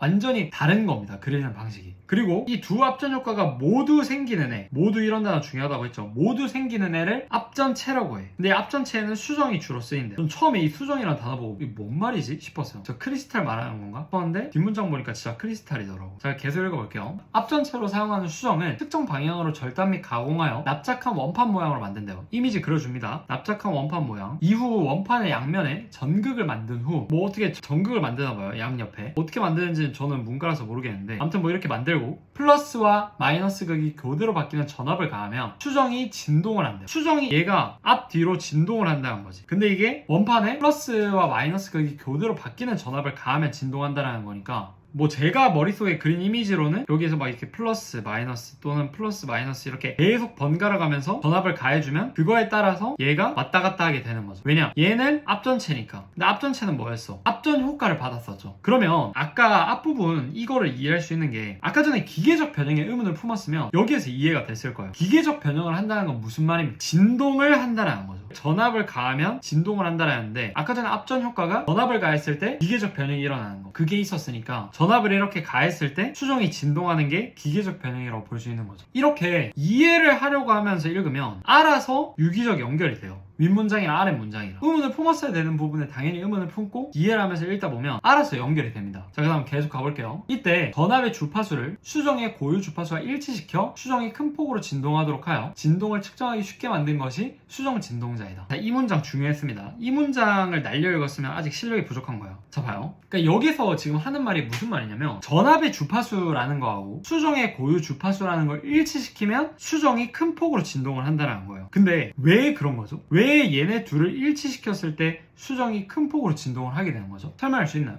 여기도 부연 설명이 삭제된 거예요. 이런 부분들을 여러분들이 감지를 해내셔야 됩니다. 그래야지 이 부분 또 문제로 무조건 나올 거예요. 나왔고 실제로 이렇게 부연 설명이 삭제된 부분들을 감지해내는 연습을 여러분들이 수능 때까지 계속 해주셔야 되는 거예요. 이것도 은근히 정보를 흘린 거죠. 자, 일단 주파수 볼게요. 주파수가 뭐야? 보니까 진동이 1초 동안 반복하는 횟수 또는 전압의 플러스와 마이너스 극이 1초 동안 서로 바뀌고 원래대로 되는 횟수, 즉 진동이 1초 동안 얼마나 많이 하는가, 그게 주파수이기도 하고, 또 다른 말로는 전압의 플러스와 마이너스 극이 1초 동안 얼마나 많이 이렇게 바뀌냐, 그게 주파수라는 거네요. 자, 그럼 전압의 주파수를 이라고 했으니까 전압이 얼마나 많이 1초 동안 바뀌냐를 말하는 것 같고, 수정의 고유 주파수라고 했을 때 저는 어떻게 일을 했었냐면 아까 전에 이 그림을 떠올렸다 보니까 전압의 주파수는 이 플러스랑 마이너스 얘네가 계속 이렇게 바뀌는 정도, 이거랑 수정의 고유 주파수, 즉 수정이 움직이는 진동수, 이 두 가지를 일치시켜서 수정이 가장 큰 폭으로 진동하게 만든다는 거예요. 여기서 저는 좀 더 구체적으로 이미지를 어떻게 그렸었냐면 얘가 계속 이렇게 바뀌고 있어. 근데 여기 부연 설명을 만들어 보자면 수정이 전압의 주파수가 계속 이렇게 바뀌고 있어요. 근데 수정이 이 사이에 있을 거 아니야. 그럼 이 수정도 이렇게 움직이고 있겠죠. 근데 수정이 가지고 있는 고유한 주파수가 있대. 고유한 진동 횟수가 있는 거예요. 이거랑 얘가 바뀌는 속도를 일치시키는 거지. 그러면 얘가 내려갔을 때 바뀌어서 올라오고 바뀌어서 올라오고 바뀌어서 올라오고 하면서 딱 알맞게 이게 되는 때가 있을 거란 말이지. 그러면 가장 크게 진동을 하는 거예요. 이게 딱 아다리가 맞았을 때. 그렇게 저는 이해를 했어요. 근데 예를 들어서 얘 속도하고 얘 속도가 안 맞아. 그러면 얘는 아래로 가는데 전극이 바뀌니까 얘는 다시 위로 가야 되고, 전극이 바뀌어버리니까 다시 아래로, 전극이 바뀌니까 다시 아래로, 즉 가동 범위가 짧아지는 거죠. 얘가 최대로 이렇게 됐을 때 전극이 바뀌면 가동 범위가 최대로 늘어나고, 다시 바뀌면 최대로 늘어나고 해서 가장 큰 폭으로 진동할 수 있게 되는데, 그게 아니면 이게 속도가 어긋나 버리면 큰 폭으로 진동이 안 되는 거죠. 이게 부연 설명을 제대로 만든 거고, 만약에 이게 안 됐었더라도 문제는 다 맞출 수 있어요. 저는 지금 100%를 보여드리는 거고, 여러분들은 이 정도까지 생각하기 위해서 제 해석을 기준으로 수능날까지 계속 연습을 해나가시는 겁니다. 자, 그 다음 고유 주파수란, 고유 주파수 설명을 해주고 있네요. 함축 조금이 생각해보면 당연히 고유한 주파수겠지. 어떤 물체가 갖는 고유한 주파수인데 같은 재료의 앞전체라도 앞전체의 모양과 크기에 따라 달라진다. 요것도 사실 부연 설명이 삭제되어 있어. 왜 앞전체의 모양과 크기에 따라서 고유 진동 주파수가 달라지는 거지? 저는 어떻게 생각했냐면 말 그대로 고유한 거니까 물체의 고유한 모양이 바뀌면 그에 따라서 앞전체의 모양과 크기도 달라지겠구나 라고 생각을 했어요. 이런 부연 설명을 붙이는 연습을 계속 해주셔야 됩니다. 못 붙이면 정보인 거예요, 이게. 그 다음 수정 진동자에 어떤 물질이 달라붙어 질량이 증가하면 고유 주파수에서 진동하던 수정 진동자의 주파수가 감소한다. 자, 여기에서도 Y라는 의문을 품었어야 돼요. 이 지문이 쉬워 보이는데 빡빡한 이유가 뭐냐면 이렇게 계속 내가 부연 설명을 만들어야 되는 문장들이 계속 나와, 뻑뻑하게. 그러면 독해력이 떨어지는 학생일수록 날려있게 되고 이 문장들이 나중에 문제 갔을 땐 기억이 안 남는 거죠. 전 여기서 부연 설명 어떻게 붙이고 넘어갔냐면, 봐요. 수정 진동자가 진동을 하고 있어. 이미지를 그려. 진동을 하고 있어. 근데 어떤 물질이 달라붙어서 질량이 증가했어. 그러면 움직이는 속도가 어떻게 될까요? 당연히 느려지겠지. 왜냐? 무거우니까. 이미지화를 하면서 읽었으면 부연 설명 붙이기도 쉬웠을 겁니다. 무거우니까 당연히 주파수도 감소를 하는 거고, 그 다음 수정 진동자의 주파수는 매우 작은 질량 변화에 민감하게 변하므로 기체 분자나 DNA 같은 미세한 물질의 질량을 측정할 수 있다. 그렇겠네요. 받아들이기 어렵지 않죠? 왜냐면 이 수정 진동자가 초정밀 저울이었잖아. 초정밀 저울이란 범주 안에서 수정 진동자가 나온 거니까 당연히 매우 작은 질량 변화에 민감하게 변해야 될 거고, 당연히 민감하게 변하니까 미세 물질의 질량도 측정할 수 있겠지. 그 다음 진동자에서 질량의 민감도는 주파 주파수의 변화 정도를 측정된 질량으로 나눈 값인데 수정 진동자의 질량 민감도는 매우 크다. 이 정도는 머리로 해야 돼. 이거를 지금 분자분모 쓰고 있으면 망하는 겁니다. 자, 봐. 질량 민감도는 주파수의 변화 정도를 측정된 질량으로 나눈 값이래. 즉, 주파수의 변화 정도를 질량으로 나눴는데 수정 진동자의 질량 민감도가 크다라는 말은 말 그대로 주파수의 변화 정도가 크다라는 거잖아요. 설명을 위해서 식을 써보면 이 식인 거잖아요. 지금 질량분의 주파수 변화 정도는 질량 민감도다. 근데 수정 진동자의 질량 민감도가 크다라는 것은 주파수의 변화 정도가 크다라는 거죠. 같은 질량일 때. 근데 당연히 수정 진동자의 질량 민감도는 커야지. 그래야지 아주 작은 질량도 잘 측정을 할 수가 있겠죠. 지금 초정밀 저울을 하고 있는 거니까. 계속 가보면 수정 진동자로 질량을 측정하는 원리를 응용하면 특정 기체의 농도를 감지할 수 있다. 그럴 수 있겠네요. 자, 어떻게 하는지 봅시다. 수정 진동자를 특정 기체가 붙도록 처리하면 여기에 특정 기체가 달라붙으며 질량 변화가 생겨서 수정 진동자의 주파수는 감소한다. 아까 전에 구현설명 붙였었죠. 왜? 무거워지니까 당연히 특정 기체가 달라붙으면 질량 변화가 생겨. 즉 무거워져서 수정 진동자의 주파수는 감소하겠죠. 원래는 이만큼 움직였는데 붙어서 무거워지면 더 느리게 진동할 거 아니에요. 주파수는 아까 전에 진동수랑 같은 말이었으니까. 그 다음 일정 시점이 되면 수정 진동자의 주파수가 더 감소하지 않고 일정한 값을 유지한다. 왜 그런 거지? 더 많이 붙으면 붙을수록 더 느려져야 되는 거 아닌가? 이렇게 일정한 값을 유지하는 이유는 설명해 주네요. 다행히 특정 기체가 일정량 이상 달라붙지 않기 때문이다. 달라붙을 수 있는 양이 한계가 있나 보다. 오케이, 납득. 여기까지는 너무 쉽게 납득할 수 있어요. 윗부분 납득했으면. 자, 혼합 기체에서 특정 기체의 농도가 클수록 더 작은 주파수에서 주파수가 일정하게 유지된다. 요거는 왜 그럴까요? 당연하겠지. 농도가 크다라는 건 그만큼 더 무겁다는 거고 당연히 더 무거운 게 붙으면 더 작은 주파수, 더 작은 진동수에서 일정하게 유지가 되겠죠. 더 느려진다는 거. 그러니까 무거운 게 붙을수록 더 느려진다는 거. 특정 기체가 얼마나 빨리 수정 진동자에 붙어서 주파수가 일정한 값이 되는가의 척도를 반응 시간이라고 하는데 반응 시간이 짧을수록 특정 기체의 농도를 더 빨리 잴 수 있다. 어렵지 않습니다. 납득해요. 당연히 반응 시간이 짧으면 농도가 더 빨리 나오겠지. 계속해서 주파수가 일정한 값이 안 되고 변하고 있으면 농도를 잴 수가 없을 거 아니에요. 반응 시간이 짧아가지고 빨리 일정한 농도의 일정한 값의 주파수로 됐을 때 그때 농도를 측정할 테니까 당연히 반응 시간이 짧을수록 특정 기체의 농도도 더 빨리 잴 수 있겠죠. 자, 그 다음 그런데 측정 대상이 아닌 기체가 함께 붙으면 측정하려는 기체의 정확한 농도 측정이 어렵다. 납득합니다. 당연히 그럴 수 있겠지. 내가 측정하려는 기체가 아닌 기체가 붙어버리면 내가 측정하려는 기체의 농도를 정확하게 측정하는 게 당연히 어렵겠죠. 너무 당연한 말이고 또한 대상 기체만 붙더라도 그 기체의 농도를 알 수는 없다. 자, 이 문장이 진짜 어려웠어요. 왜 그런 거지? 라는 생각이 당연히 들었어야 돼. 왜 그런 거지? 봐봐. 측정 대상이 아닌 기체가 붙어서 측정 대상의 기체 농도를 정확하게 측정이 어렵다는 거는 이해가 됐어. 당연히 불순물이 붙으면 정확하게 측정이 불가능하겠죠. 근데 대상 기체만 붙었는데도 그 기체의 농도를 알 수가 없대. 왜? 전 여기서 약간 의문이었어요. 도대체 왜 그런 거지? 대상 기체만 붙으면 측정할 수 있는 거 아닌가? 그래서 지문 내용만으로는 이 밑줄 친 문장에 대한 이유를 생각해내는 게 쉽지 않았어요. 그래서 저는 이 문장에 유일하게 밑줄을 긋고 넘어갔습니다. 대상 기체만 붙는 경우에는 농도를 알 수 있어야 될 것 같은데 대상 기체만 붙어도 농도를 알 수 없다? 솔직히 시험장에서 바로 이해가 안 되더라고요. 그래서 전 밑줄 긋고 넘어갔습니다. 그 다음 이 때문에 대상 기체의 농도에 따라 수정 진동자의 주파수 변화를 미리 측정을 해놔야 돼. 그 후 대상 기체의 농도를 모르는 혼합 기체에서 주파수 변화를 측정하면 대상 기체의 농도를 알 수 있다. 그렇겠죠. 예를 들어가지고 혼합 기체가 있어. 그 다음에 대상 기체가 있어요. 근데 이 대상 기체의 농도에 따라서 수정 진동자의 주파수 변화를 미리 측정해 놓았으면 대상 기체의 농도를 모르는 혼합 기체에서 주파수 변화를 측정할 때 대상 기체의 농도를 알 수 있는 거죠. 예를 들어가지고 주파수 1일 때 농도 1이다. 주파수 2일 때 농도 2다. 이렇게 내가 미리 측정을 해놨으면 주파수만 보고도 농도가 2겠구나. 농도가 3이겠구나 라고 추측이 가능한 거죠. 그 다음 마지막 문장. 수정 진동자의 주파수 변화 정도를 농도로 나누면 농도에 대한 민감도를 구할 수 있다. 요거 사고 과정은 아까 위 여기에서 해봤으니까 어렵지 않게 이해할 수 있을 것 같고요. 자, 그 다음에 8번은 그렇게 어렵진 않았어요. 5번 쉽게 찍고 넘어갈 수 있었고요. 한번 5번만 보면 앞전 효과에 기반한 초정밀 저울의 작동 원리를 설명하고 이 원리가 적용된 기체 농도 방법을 소개하고 있다. 맞죠?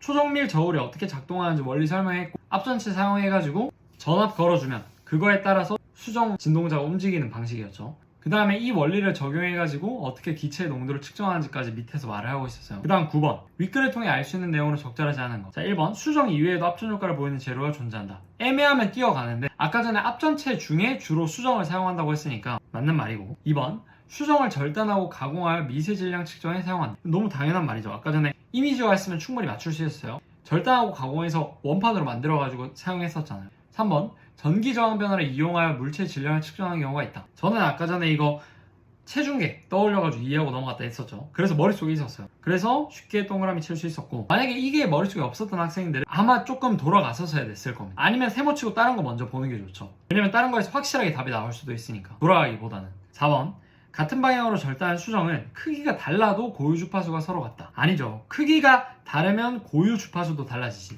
왜냐면 고유한 크기에 따라서 그 주파수가 있는 거였는데, 가까이 크기에 따라서 크기가 달라지면 당연히 고유한 주파수도 달라지는 거죠. 그래서 4번이다. 5번은 아까 전에 그 지문에서 읽었던 문장이랑 거의 그대로 나왔으니까 충분히 판단할 수 있을 것 같고요. 그 다음 10번, 기억에 대한 이해로 적절하지 않은 것. 기억은 뭐였어? 수정 진동자였죠. 자, 1번, 기억에는 1차 합전 효과를 보일 수 있는 재료가 있다. 맞죠? 1차 합천 효과를 보일 수 있는 재료가 뭐였어? 앞전체였는데 앞전체가 수정이었으니까 수정 진동자에는 재료가 있는 거 오케이. 자, 2번, 기억에서는 전압에 의해 앞전체의 기계적 변형이 일어난다. 2번이 되게 중요한 선지였던 게, 제가 아까 전에 기계적 변형이라는 말이 추상어였고 지문 속에서 기계적 변형이 무슨 말인지 구체적으로 잡았어야 됐다라고 했었잖아요. 그거를 활용해가지고 2번 선지가 나온 거예요. 아까 전에 기계적 변형이 지문 속에서 뭐였어요? 수정 진동자에서 진동이었죠. 진동. 그러니까 전압을 가하면 수정 진동자가 진동을 했잖아. 전압을 가하면서 기계적 변형이 일어나는 거죠. 즉 수정 진동자에 진동이 일어나는 거죠. 그래서 수정 진동자에는 전압에 의해서 앞전체의 기계적 변형이 일어난다. 당연한 말이고요. 만약에 근데 기계적 변형이 진동이라는 걸 못 잡아낸 학생이라면 충분히 헷갈려서 2번을 답으로 찍을 수도 있었을 것 같아요. 3번,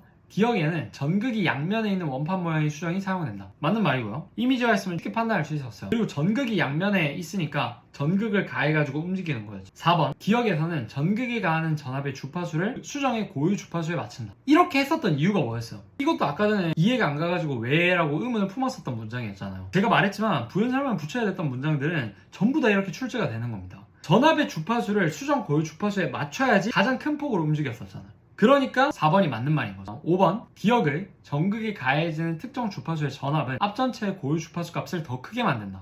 이건 말이 안 되는 게, 주파수 전압에 따라서 고유 주파수 값이 더 커진다라는 말은 없었어요. 그리고 함축조금이라 생각해봐도 고유 주파수 값이니까 전압에 따라서 바뀌면 고유한 게 아니겠죠. 그래서 5번이 답. 자, 그 다음 11번.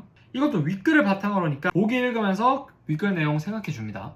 알코올 감지기 A와 B를 이용해서 어떤 밀폐된 공간에 있는 혼합기체의 알코올 농도를 측정했다. 이때 A와 B는 모두 진동자에 알코올이 달라붙을 수 있도록 처리되어 있다. 당연히 그렇게 해야겠죠. 내가 측정하려는 대상 기체가 달라붙을 수 있게 해야지. A와 B 모두 시간의 흐름에 따라 주파수가 감소하다가, 당연하지, 왜냐, 알코올이 붙으니까 무거워져. 그러니까 당연히 진동수는 감소하겠지. 그 다음에 더 이상 감소하지 않고 일정하게 유지되었다. 납득합니다. 자, 2번. B에 달라붙은 알코올의 양은 변하지 않고 다른 기체가 함께 달라붙은 후 진동자의 주파수가 일정하게 유지된다면 이때 주파수의 값은 알코올만 붙었을 때보다 더 작겠군. 맞는 말이죠. 생각보다 너무 쉬워요. 봐요. 알코올이랑 다른 기체가 함께 달라붙어가지고 주파수가 일정하게 유지됐을 때의 주파수는 알코올만 붙었을 때의 주파수보다 더 낮겠죠. 더 작겠죠. 왜냐? 더 무거우니까. 알코올만 붙었을 때는 이만큼 움직이던 게 알코올이랑 다른 기체가 붙어버리면 조금만 움직이니까, 즉 진동수가 작아지는 거지. 주파수가 작아지는 거예요. 그러니까 2번이 맞는 말인 거지. 자, 3번. 근데 이게 오답률 전체 5위였다. 그러니까 사소하게 여러분들이 쉽다고 지문을 읽었지만 부연 설명이 삭제되어 있는 사소한 문장들을 느끼지 못했다면 이렇게 계속 삑사리가 나면서 틀렸을 거라는 거죠. 결국에는 A와 B에서 알코올이 달라붙도록 진동자를 처리한 것은 알코올이 달라붙음에 따라 진동자가 최대한 큰 폭으로 진동할 수 있게 하려는 것이다. 알코올이 달라붙으면서 진동자의 주파수가 달라지는 거였지 진동자의 폭이랑은 상관이 없었어요. 자, 4번. A가 B에 비해 동일한 양의 알코올이 달라붙은 후에 생기는 주파수 변화 정도가 크다면 당연히 A가 B보다 알코올 농도에 대한 민감도가 더 크다고 할 수 있는 거죠. 아니, 동일한 알코올이 달라붙었는데 주파수 변화가 더 커, A가. 그러면 당연히 알코올 농도에 대한 민감도는 A가 더 민감한 거죠. 그 다음 5번. B가 A보다 알코올이 일정량까지 달라붙는 시간이 더 짧더라도 알코올이 달라붙는 양이 서로 같다면 A와 B의 반응 시간은 서로 같겠군. 이건 말이 안 되는 게, B가 A보다 알코올이 일정량까지 달라붙는 시간이 더 짧다라는 건 B가 A보다 반응 시간이 더 짧다라는 거예요. 근데 반응 시간이 서로 같다? 말이 안 되죠. 그래서 정답은 2번. 이렇게까지 했고요. 자, 그 다음에 바로 12번부터 17번 해설 들어가 보도록 하겠습니다. 네, 그러면 12번부터 17번 계속해서 해설해 보도록 하겠습니다. 이 지문이 딱 처음 봤을 때 되게 만만해 보이긴 하거든요. 근데 뒷부분에 나오는 정약용하고 유영원, 이 얘네가 하는 말의 공통점이랑 차이점을 읽으면서 느끼지 못했다면 아마 문제에 갔을 때 되게 많이 돌아오면서 풀었어야 됐을 거예요. 그리고 여러분들이 수능날 인문지문은 과학, 기술이나 다른 지문보다도 훨씬 더 추상적인 단어들이 많이 나오기 때문에 여러분들이 계속해서 구체적으로 생각을 해주고 의미를 글을 읽으면서 명확하게 잡지 않고 넘어가면 선택지에서 계속 고민하게 되고 계속 왔다 갔다 하게 될 가능성이 매우 큰 제재 중에 하나입니다. 매년 그랬어요, 인문지문은. 그래서 공부를 잘하는 학생들도 인문지문에서 발목을 잡히는 경우가 많았었는데 일단 한번 읽으면서 같이 여러분들이 독해한 거랑 비교해 보시기 바랄게요. 자, 첫 번째, 조선 왕조의 기본 법전인 경국대전에 규정된 신분제는 신분을 양인과 천인으로 나눈 양천제이다. 여기까지 읽고 막 이런 거에 동그라미 치거나 막 그럴 필요 없고 그냥 납득을 하면 됩니다. 이 정도는 사실 첫 문장이기 때문에 그렇게 부담스럽진 않고 그냥 아 그렇구나 라고 생각을 해주면 돼요. 양인과 천인으로 나눴다. 그리고 기출제재 수도 없이 나왔잖아요, 이런 신분제 관련된 내용은. 양인은 과거에 응시할 수 있었지만 납세와 군역 등의 의무를 져야 했다. 보통 이제 신분이 양인, 천인으로 나누면 양인은 저는 좋은 거라고 생각했는데 보니까 양인도 납세와 군역 등의 의무를 져야 하긴 했어. 그래서 약간 여기에서 새롭게 느껴졌어요. 양인은 무조건 좋은 건가? 라고 생각했는데 보니까 납세와 그러니까 세금도 내야 되고 군대도 가야 되는 의무가 있었다는 거죠, 양인은. 그래서 이런 부분들 내가 이런 부분이 있네? 라고 새롭게 느끼거나 아니면 왜 이렇지? 라고 의문을 품거나 이런 행위들을 통해서 이런 문장들이나 키워드들을 기억을 해내는 거예요. 그러니까 계속해서 반응하면서 읽어라는 게 내 생각을 넣어보고 왜 그렇지 생각도 해보고 아 이건 이렇구나, 이건 좋구나, 이건 나쁘구나 이런 식으로 내 생각을 끼워 넣으면 훨씬 더 머릿속에 남는 양이 많습니다. 특히나 수능날에는 여러분들이 막 쓰고 외우고 이러는 게 지금 9편에서 했던 것보다 더 안 될 거예요. 그래서 지금부터라도 계속해서 감정을 넣어서 정보들이 머릿속에 잘 박히도록 만드는 연습이 중요합니다. 그래서 저는 여기를 보면서 양인은 무조건 좋은 건 줄 알았는데 아니다, 납세와 군역의 의무가 있었다. 그럼 천인은 말 자체가 약간 천한 사람이라는 거니까 더 안 좋을 것 같긴 한데 봅시다. 천인은 개인이나 국가에 소속되어 천역을 담당했다. 천역 이거 한자 몰라도 돼요. 그냥 뭐 천한 일이겠죠. 천인이니까 천한 일을 담당했겠지 정도로 전 생각하고 넘어왔어요. 나중에 천역이 다른 뜻이면 그때 뒤에 가서 잡으면 되고. 다음, 관료 집단을 뜻하던 양반이 16세기 이후 세습적으로 군역 면제 등의 차별적 특혜를 받는 신분으로 굳어짐에 따라 양인은 사회적으로 양반, 중인, 상민으로 분화되었다. 갑자기 양반이란 말이 나와가지고 무슨 말이지 했었는데 양반이 양인들 중에 하나의 계급이었던 거예요. 그러니까 원래 경국대전에 따르면 양인, 천인으로 나눴는데 그 양인 중에서도 양반, 중인, 상민이 있었고 그 중에 양반은 우리가 알듯이 되게 높은 등급이었던 거지. 그래서 내가 가지고 있던 그 배경지식, 즉 양반은 가장 높다라는 그 배경지식에서 벗어나지 않는 정보니까 쉽게 납득할 수 있죠. 양반은 계속 세습적으로, 이런 단어도 중요하게 봐야 돼요, 아들한테, 손자한테 계속해서 군역을 면제시키는 차별적 특혜를 받았다는 거예요, 양반은. 그래서 이런 특혜가 생기는 계급이었으니까 양반이 그렇지 못한 계급인 중인, 상민으로 또 분화가 된 거죠. 같은 양민이라 하더라도. 납득 그렇게 어렵지 않아요. 여기까지는 딱히 밑줄 그을 만한 포인트는 없었습니다. 납득하고 읽을 수 있었어요. 계속 가볼게요. 이러한 법적 사회적 신분제는 갑오개혁으로 철폐되기 이전까지 조선 사회의 근간이 되었다. 여기에서 이런 것들 자세히 봐야 됩니다. 법적 그리고 사회적 신분제라고 했잖아요. 근데 여기에 신분제가 여러 개 나왔는데 이 말의 의미를 이해를 해보자면 법적으로는 아까 위에 기본 법전인 경국대전에서 양인과 천인으로 나눴어. 근데 사회적으로는 양인 안에 또 양반, 중인, 상민으로 또 분화가 됐다는 거예요. 법적으로는 양인과 천인으로 나는 양천제였는데, 그래서 이런 부분들도 사소하지만 체크를 해주고 넘어가면 5초 쓰는 거지만 이런 부분들 12번 같은 거 풀 때 2번 선지 보면 조선의 법적 신분제에는 2개의 신분이 존재했다. 근데 여기 글에서는 뭐 양인, 중인 막 여러 가지 나왔는데 2개의 신분 맞나? 의문을 품고 돌아가게 되죠. 근데 아까 전에 그 문장에서 법적이랑 사회적을 구분해가지고 인지하고 넘어갔던 학생들한테는 그래 법적 신분제에는 양인과 천인밖에 없었지 라고 생각하면서 바로 동그라미 치고 넘어간다는 거죠. 근데 뭐 만약에 글을 읽으면서 못 잡았을 수도 있어요. 급하기도 하고 빠르게 읽어야 되니까. 그런 경우에는 선택지 가면 무조건 헷갈릴 거잖아요. 반드시 돌아와서 정확하게 확인을 해주고 풀거나 아니면 세모 치고 넘어가서 다른 선택지들로 확실하게 판단을 해주시면 됩니다. 계속 가볼게요. 조선 후기에 접어들어 농업 생산력 증대와 상공업의 발달로 같은 신분 안에서도 분화가 확대되었고, 왜 농업 생산량의 증대, 상공업의 발달로 분화가 확대되는 걸까요? 이것도 사실 촘촘하게 내가 부연 설명을 붙이면서 납득을 해나가야지 머리에 남는 정보인 거예요. 근데 그렇게 어려운 정보는 아니거든요. 그러니까 생각을 해봐.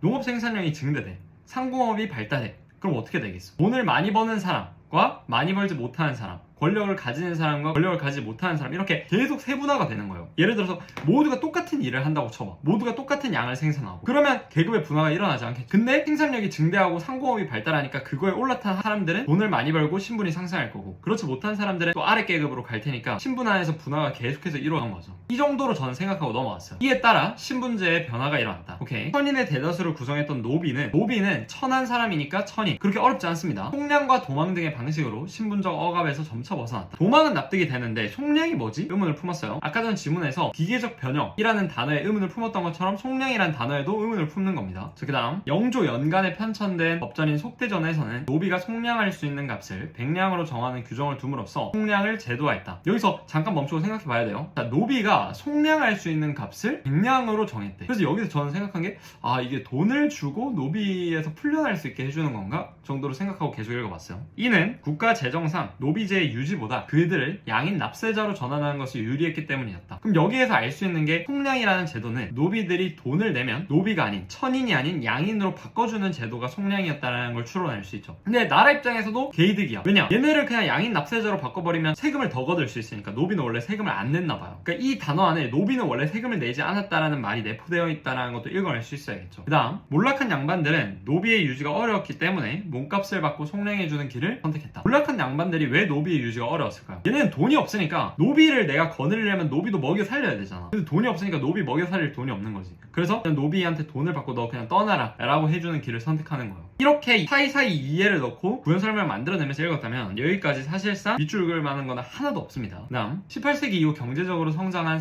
상민층에서는 상민이 성장을 했나봐요. 돈을 많이 벌었나 보네. 유학 직역을 얻고자 하는 현상이 나타났다. 직역이 뭔지 보니까 신분에 따라 정해지는 의무로서의 역할이라고 하네요. 유학이라는 역할을 하려고 했다는 거예요. 상민층이. 유학은 벼슬을 하지 않은 유생을 지칭했으나 이 시기에는 관료로 진출하지 못한 이들을 가리키는 직역 명칭으로 굳어졌다. 근데 여기까지 읽었을 때 이게 유학 직역을 얻고자 했다라고 했으니까 유학이 좋은 건가? 라고 생각을 했었는데 유학이라는 게 관료로 진출하지 못한 이들을 가리키는 직역 명칭이었대요. 그럼 관료로 진출하지 못한 거니까 안 좋은 거 아닌가? 라고 의문을 품었어요. 여기 전 읽으면서. 계속 읽어볼게요. 호적상 유학은 분역 면제라는 특권이 있어서 상민층이 원하는 직역이었다. 이해가 되네. 왜 유학 직역을 얻고 싶었냐? 분역, 군대 안 갈 수 있게 해주는 거네. 그래서 상민층이 원하는 거였다고 하네요. 납득. 유학 직역의 획득은 제도적으로 양반이 되는 것을 의미하였으나 완전 좋네. 양반, 중인, 상민이었는데 이 상민이 유학 직역을 얻으면 제도적으로 양반이 되는 걸 의미했으니까 당연히 돈이 많은 상민 입장에서는 이제 권력도 가지고 싶으니까 양반으로 올라가려고 했겠죠. 근데 유학 직역을 얻었다고 해가지고 이제 온전히 양반으로 인정받는 것은 아니었대요. 왜 그러는지 봅시다. 당시 양반 집단의 일원으로 인정받기 위해서는 유교적 의례의 준행, 문중과 족보의 편입 등 다양한 조건이 필요했다. 뭔지 몰라. 각주도 안 달려있어. 그냥 이런 게 필요했다 정도로만 이해하고 넘어가면 돼요. 근데 이것도 왜 필요했는지에 대한 설명을 안 해주죠. 왜냐? 이 정도는 추론할 수 있어야 돼. 왜 이렇게 다양한 조건이 필요했던 걸까? 당연히 양반 입장에서는 이 상민들이 자기 계급으로 들어오는 게 좋겠어요? 싫겠어요? 당연히 싫겠지. 그래서 계속 조건을 만들어가지고 쉽게 못 올라오게 만들어온 거예요. 상민들이 너무 많이 양반으로 들어오면 양반의 권한이 약해지니까. 이에 따라 일부 상민층은 유학 직역을 발판으로 양반 문화를 모방하면서 양반으로 인정받고자 했다. 이런 식의 것들을 충족하면서 양반의 문화를 모방하면서 양반으로 인정받으려고 했다라는 거죠. 오케이, 납득할 수 있어요. 여기까지 납득 못하는 거 없습니다, 딱히. 그 다음 조선 후기에는 신분 상승 현상이 일어나면서 양반의 하한선과 비양반층의 상한선이 근접하는 모습이 나타났다. 계속 상민들이 위로 올라오고 돈을 못 버는 양반들을 몰락하기 시작하니까 점점 비양반층의 상한선이랑 양반의 하한선이 겹치는 일이 일어났다는 거예요. 충분히 납득할 수 있죠. 양반들이 비양반층의 진입을 막는 힘은 여전히 작동하고 있었어. 아까 전에 봤듯이 막 유교적 의례 막 시키고 막 어떤 문화 같은 거 시키면서 계속 막고 있었어. 하지만 비양반층이 양반에 접근하고자 힘은 더 강하게 작동했어. 얘네의 욕망도 엄청날 거 아니에요. 양반으로 편입하고 싶다는. 분역 면제를 시켜주니까. 유학의 증가는 이러한 현상의 단면을 보여준다. 오케이. 어렵지 않아요? 사실 가 정도는 기출문제에 비교해 봤을 때 굉장히 쉬운 정도의 지문에 속합니다. 자, 근데 여기에서 이제 저는 좀 긴장이 됐던 게 가가 이렇게 쉬우면 나가 조금 어려울 수 있다. 기출로 봤을 때. 그래서 빡 집중하고 읽었어요. 근데 여기에서 여러분들이 가를 읽었잖아요. 그러면 가와 관련된 문제를 먼저 풀어주시는 게 좋습니다. 시험장에서. 왜냐면 기억이 안 나니까 나까지 읽고 보면 섬세한 것들은. 그래서 가장 기억이 생생하게 살아있을 때 12번을 보는 거죠. 12번 보니까 가를 읽고 이해한 내용이니까 가만 읽고 풀 수 있잖아요. 자, 1번. 속대전의 규정을 적용받아 속량된 사람들은 납세 의무를 지게 되었다. 그렇죠. 속량이 아까 뭐였어? 돈 받고 풀어줘서 양민으로 만드는 거였잖아. 근데 나라 입장에서 왜 그거 시켜줬어? 얘네한테 세금 거둘 수 있으니까. 그러니까 납세 의무를 지는 거 맞죠? 2번은 아까 했었고. 자, 3번. 조선 후기 양반 중에는 노비를 양인 신분으로 풀어주고 금전적 이득을 얻은 이들이 있었다. 그렇지. 몰락한 양반들. 부연 설명 붙이면서 납득하면서 읽었다면 당연히 기억났을 거고. 맞는 말이죠. 4번. 조선 후기 유학 증가 현상은 전국대전의 신분체계가 작동하지 않는 현상을 보여주는 것이었다. 아니지. 유학이 증가했다고 해가지고 신분체계가 작동하지 않는 건 아니죠. 신분이 다 없어진 게 아니잖아. 여전히 양반, 중인, 상민이라는 신분은 있었고 유학이 증가는 그저 밑에 있던 애들이 위에 있던 계급, 위에 있던 신분을 얻기 위해서 하는 행위였던 거였어. 그래서 작동하지 않는 게 아니다. 그래서 답은 4번. 5번. 조선 후기의 상민이 유학 직역을 자격을 얻었을 때 양반의 특권을 일부 가지게 되지만 온전한 양반으로 인정받지는 못했다. 그렇죠. 계속해서 조건들이 더 있었으니까 단순히 유학 자격을 얻었다라고 했을 때는 온전한 양반으로 인정받지 못했던 거죠. 그래서 정답은 4번. 자, 계속해서 나 읽어볼게요. 자, 경국대전 체제에서 양인은 관료가 될 수 있다는 점에서 능력주의 일부가 작동하는 것처럼 보이지만 실제로는 양반 이외의 신분에선 관료가 되기 어려웠다. 생각해보면 아까 전에 관료가 될 수 있다는 것은 다른 말로 과거 시험을 볼 수 있다는 거예요. 이거는 기출문제를 풀어본 학생이라면 배경 지식으로 진짜 기본 중에 기본으로 가지고 있었어야 되는 개념입니다. 근데 아까 전에 위에 보면 양인은 전부 다 과거에 응시할 수 있었다라고 했잖아요. 양인에는 양반, 중인, 상민이 있었고 그래서 양인이 과거 시험을 칠 수 있다라는 것만 봤을 때는 능력주의, 즉 능력을 중시하는 주의가 작동하는 것처럼 보이지만 실제로는 양반 말고는 사실 관료가 되기 힘들었다는 거야. 중인이랑 상민에서는 관료가 되는 게 쉽지 않았다는 거죠. 이러한 상황에서 17세기 유영원은 반계수록을 통해 19세기 정약용은 경세유표 등을 통해서 각각 도덕적 능력주의에 기초한 일련의 개혁론을 제시했다. 그러니까 이러한 상황이 부당하니까 유영원이랑 정약용은 능력대로 뽑자 라는 도덕적 능력주의, 도덕적인 능력에 따라 관료를 뽑자 라고 하는 개혁론을 제시했다는 겁니다. 그럼 이 개혁론에 대해서 설명이 이어지겠죠. 유영원의 기본적인 생각은 국가 공동체를 성리학적 가치와 규범에 따라 운영하고 구성원도 도덕적으로 만드는 도덕국가의 건설이었다. 이건 그냥 툭 던지는 정보예요. 유영원은 이런 생각을 했다라는 거니까. 근데 그렇게 어렵지 않아. 그렇겠지. 뭐 조선시대 사람이니까 성리학적 가치와 규범에 따라 운영할 수 있겠고 그 다음에 구성원도 도덕적으로 만드는 게 좋으니까 당연히 도덕국가의 건설을 꿈꿨을 수 있겠네 라고 어렵지 않게 납득할 수 있죠. 만약에 이게 성리학적 가치인지 아니면 뭐 다른 학적 가치인지를 물어본다면 그때 돌아와서 보면 되는 거고 지금 단계에서 그냥 납득하고 넘어가도 충분할 것 같습니다. 그래서 저는 그냥 오케이 하고 넘어갔어요. 신분 세습을 비판한 그는 현명한 인자라도 아까 전에 양반 신분 세습된다고 했잖아요. 그러니까 유영원은 그거에 대해 비판한 거지. 능력 있는 애라도 노비로 태어나면 노비로 살아야 하는 것이 천하의 도리에 어긋난다. 그래서 노비제 없애자 라고 주장을 했어요. 양인과 천인으로 나눠져 있었는데 천인 없애자라고 말을 한 거죠. 유영원 주장 보니까 얘는 진짜 능력주의인 것 같아. 능력을 중시해서 능력대로 사람을 뽑자라는 주의인 것 같아. 아울러 비도덕적 직업이라고 생각한 광대와 같은 직업군은 철폐시켜라. 이거는 그냥 아예 좀 뭔가 특이한 정보라고 느껴졌어. 그냥 이것도 유영원의 주장 중 하나라고 툭 던지는 정보에 가깝죠. 아까 전에 유영원은 도덕적인 국가를 건설하고 도덕적인 사람들을 만들고자 했으니까 자기가 생각했을 때 비도덕적인 직업들은 다 없애버려야 된다고 말을 한 거야. 오케이, 납득. 그 다음에 산홍공상의 4민으로 편성하고자 했대요. 산홍공상 4개니까 4민인 거 납득. 이게 한자도 4죠. 그는 과거제 대신 공거제를 통해 도덕적 능력이 뛰어난 자를 추천으로 선발해요. 여기에서 특이하네요. 얘는 추천을 했네. 그러니까 유영원 입장에서는 과거제가 부당하다라고 생각했던 거야. 왜냐? 결국에 양민들은 과거제를 볼 수 있다라고 했지만 과거 시험을 쳐서 관료가 될 수 있다라고 했지만 사실상 양반밖에 지금 과거제를 안 치고 양반에서만 관료가 나오고 있는 상황이니까 과거제로는 해결을 할 수가 없다고 생각을 했던 거지. 그래서 과거제 대신에 공거제, 즉 추천으로 선발을 하는 공거제를 통해서 일단 뽑고 그 다음에 여러 단계의 교육을 해서 관료를 임명하는 걸로 하자라고 말을 했다는 거죠. 여기에서 제가 방금 말한 생각을 안 했던 학생이라면 아니 과거제도 능력으로 뽑는 거 아닌가? 라는 생각을 할 수 있어요. 물론 과거제도 능력으로 뽑는 게 맞긴 하지만 지금 상황에서 과거제는 양반에서만 볼 수 있는 상황이니까 그걸 일단 타결을 해야 된다고 생각을 했던 거죠. 유영원은. 그 다음 도덕을 기준으로 관료를 선발하고 지방에도 관료 선발 인원을 적절히 분배하면 향촌사의 풍속도 도덕적으로 이끌 수 있다고 본 것이다. 그렇지. 관료를 도덕적 기준으로 선발을 하고 그 다음에 지방에도 관료 선발 인원을 분배를 해가지고 향촌사회 막 못 사는 그런 향촌사회에도 관료를 선발할 기회를 줌으로써 도덕 풍속을 도덕적으로 이끌 수 있다라고 생각을 한 거죠. 유영원은 도덕적 능력주의에 기반해가지고 개혁을 계속 이끈 거예요. 그 큰 틀에서 지금 이해를 해야 됩니다. 얘가 지금 주장하는 것들을. 그 다음 정약용은 신분제가 동요하는 상황에서 사민이 뒤섞여 사는 것이 교화에 도움되지 않는다고 봤어. 정약용도 똑같이 도덕적인 사회 건설을 해야 된다. 도덕적 능력주의에 따라서 도덕적 사회를 만들어야 된다고 생각을 했는데 뒤섞여 살면 이게 안 된다고 본 거예요. 그래서 산홍공상별로 구분을 했어요. 유영원이랑 똑같이. 그래서 거주하는 것을 포함해서 사는 여기에, 농은 여기에, 공은 여기에 해가지고 다 따로따로 살게 만들었다는 거예요. 이에 맞춰 사 집단을 재편하고자 했다. 다시금 편성한다는 거죠. 도덕적 능력의 여부에 따라 추천으로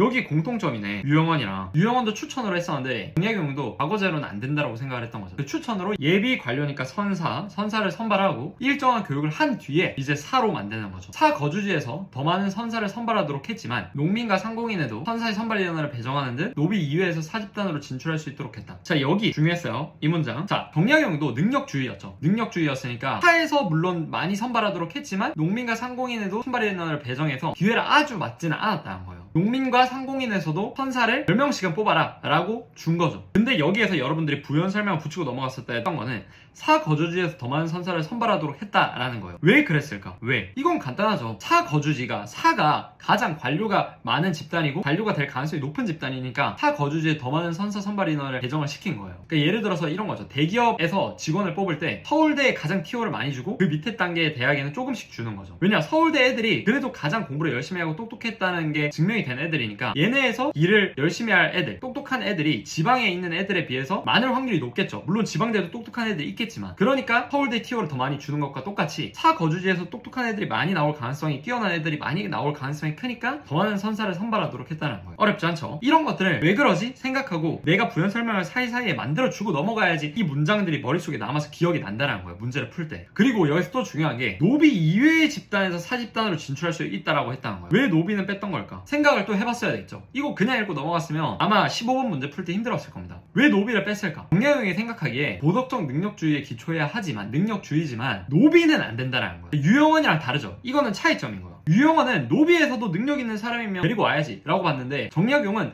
노비는 안 된다, 노비는 아예 다른 계층이에요, 노비는 아예 관료로 될 수 없는 천한 계층이야 라고 생각을 했던 거지, 정약용은. 그래서 노비는 안 된다라고 한 거예요. 이 말이 지문에는 없지만 글을 읽으면서 당연히 생각을 해줬어야 됐던 부분이라는 거예요. 그래야지 나중에 문제 풀 때 빨라지고 정확하게 풀게 되는 겁니다. 그 다음, 노비제에 대해서는 사를 뒷받침하기 위해서 유지되어야 한다라고 주장했다. 여기 보니까 이유를 말해주고 있네. 노비는 사를 뒷받침하기 위해서 유지가 되어야 돼. 저는 아까 전에 여기에서 부연 설명을 노비는 천에서 그런 건가 라고 생각을 했었는데, 여기 바로 뒷문장에서 부연 설명을 해주고 있네요. 왜 노비 이외에서 사집단으로 진출할 수 있게 했냐? 노비는 사를 보필해야 되는 걸로 남겨뒀다라는 거지. 오케이, 납득. 사가 제일 위에 윗선 사람들이니까 윗선 사람들을 보필할 애들이 필요했다라는 거예요. 그 다음, 도덕적 능력주의와 관련하여 두 사람은 모두 이런 거 중요하죠. 사회 지배층으로서의 사에 주목했다. 유영원은 다스리는 자인 사와 다스림을 받는 민의 구분을 분명히 하는 것이 천하의 이치라고 보고, 도덕적 능력이 뛰어난 사람들로 지배층인 사를 구성하고자 했다. 당연하겠지. 당연히 도덕적인 능력이 뛰어난 사람들로 지배층인 사를 구성하고자 했겠죠. 근데 여기에서 저는 약간 주의해서 봤던 게, 다스리는 자인 사와 다스림을 받는 민의 구분을 분명히 했대요. 그러니까 능력주의긴 한데 능력주의로 뽑았어. 그래서 사랑 민으로 나눠줬어.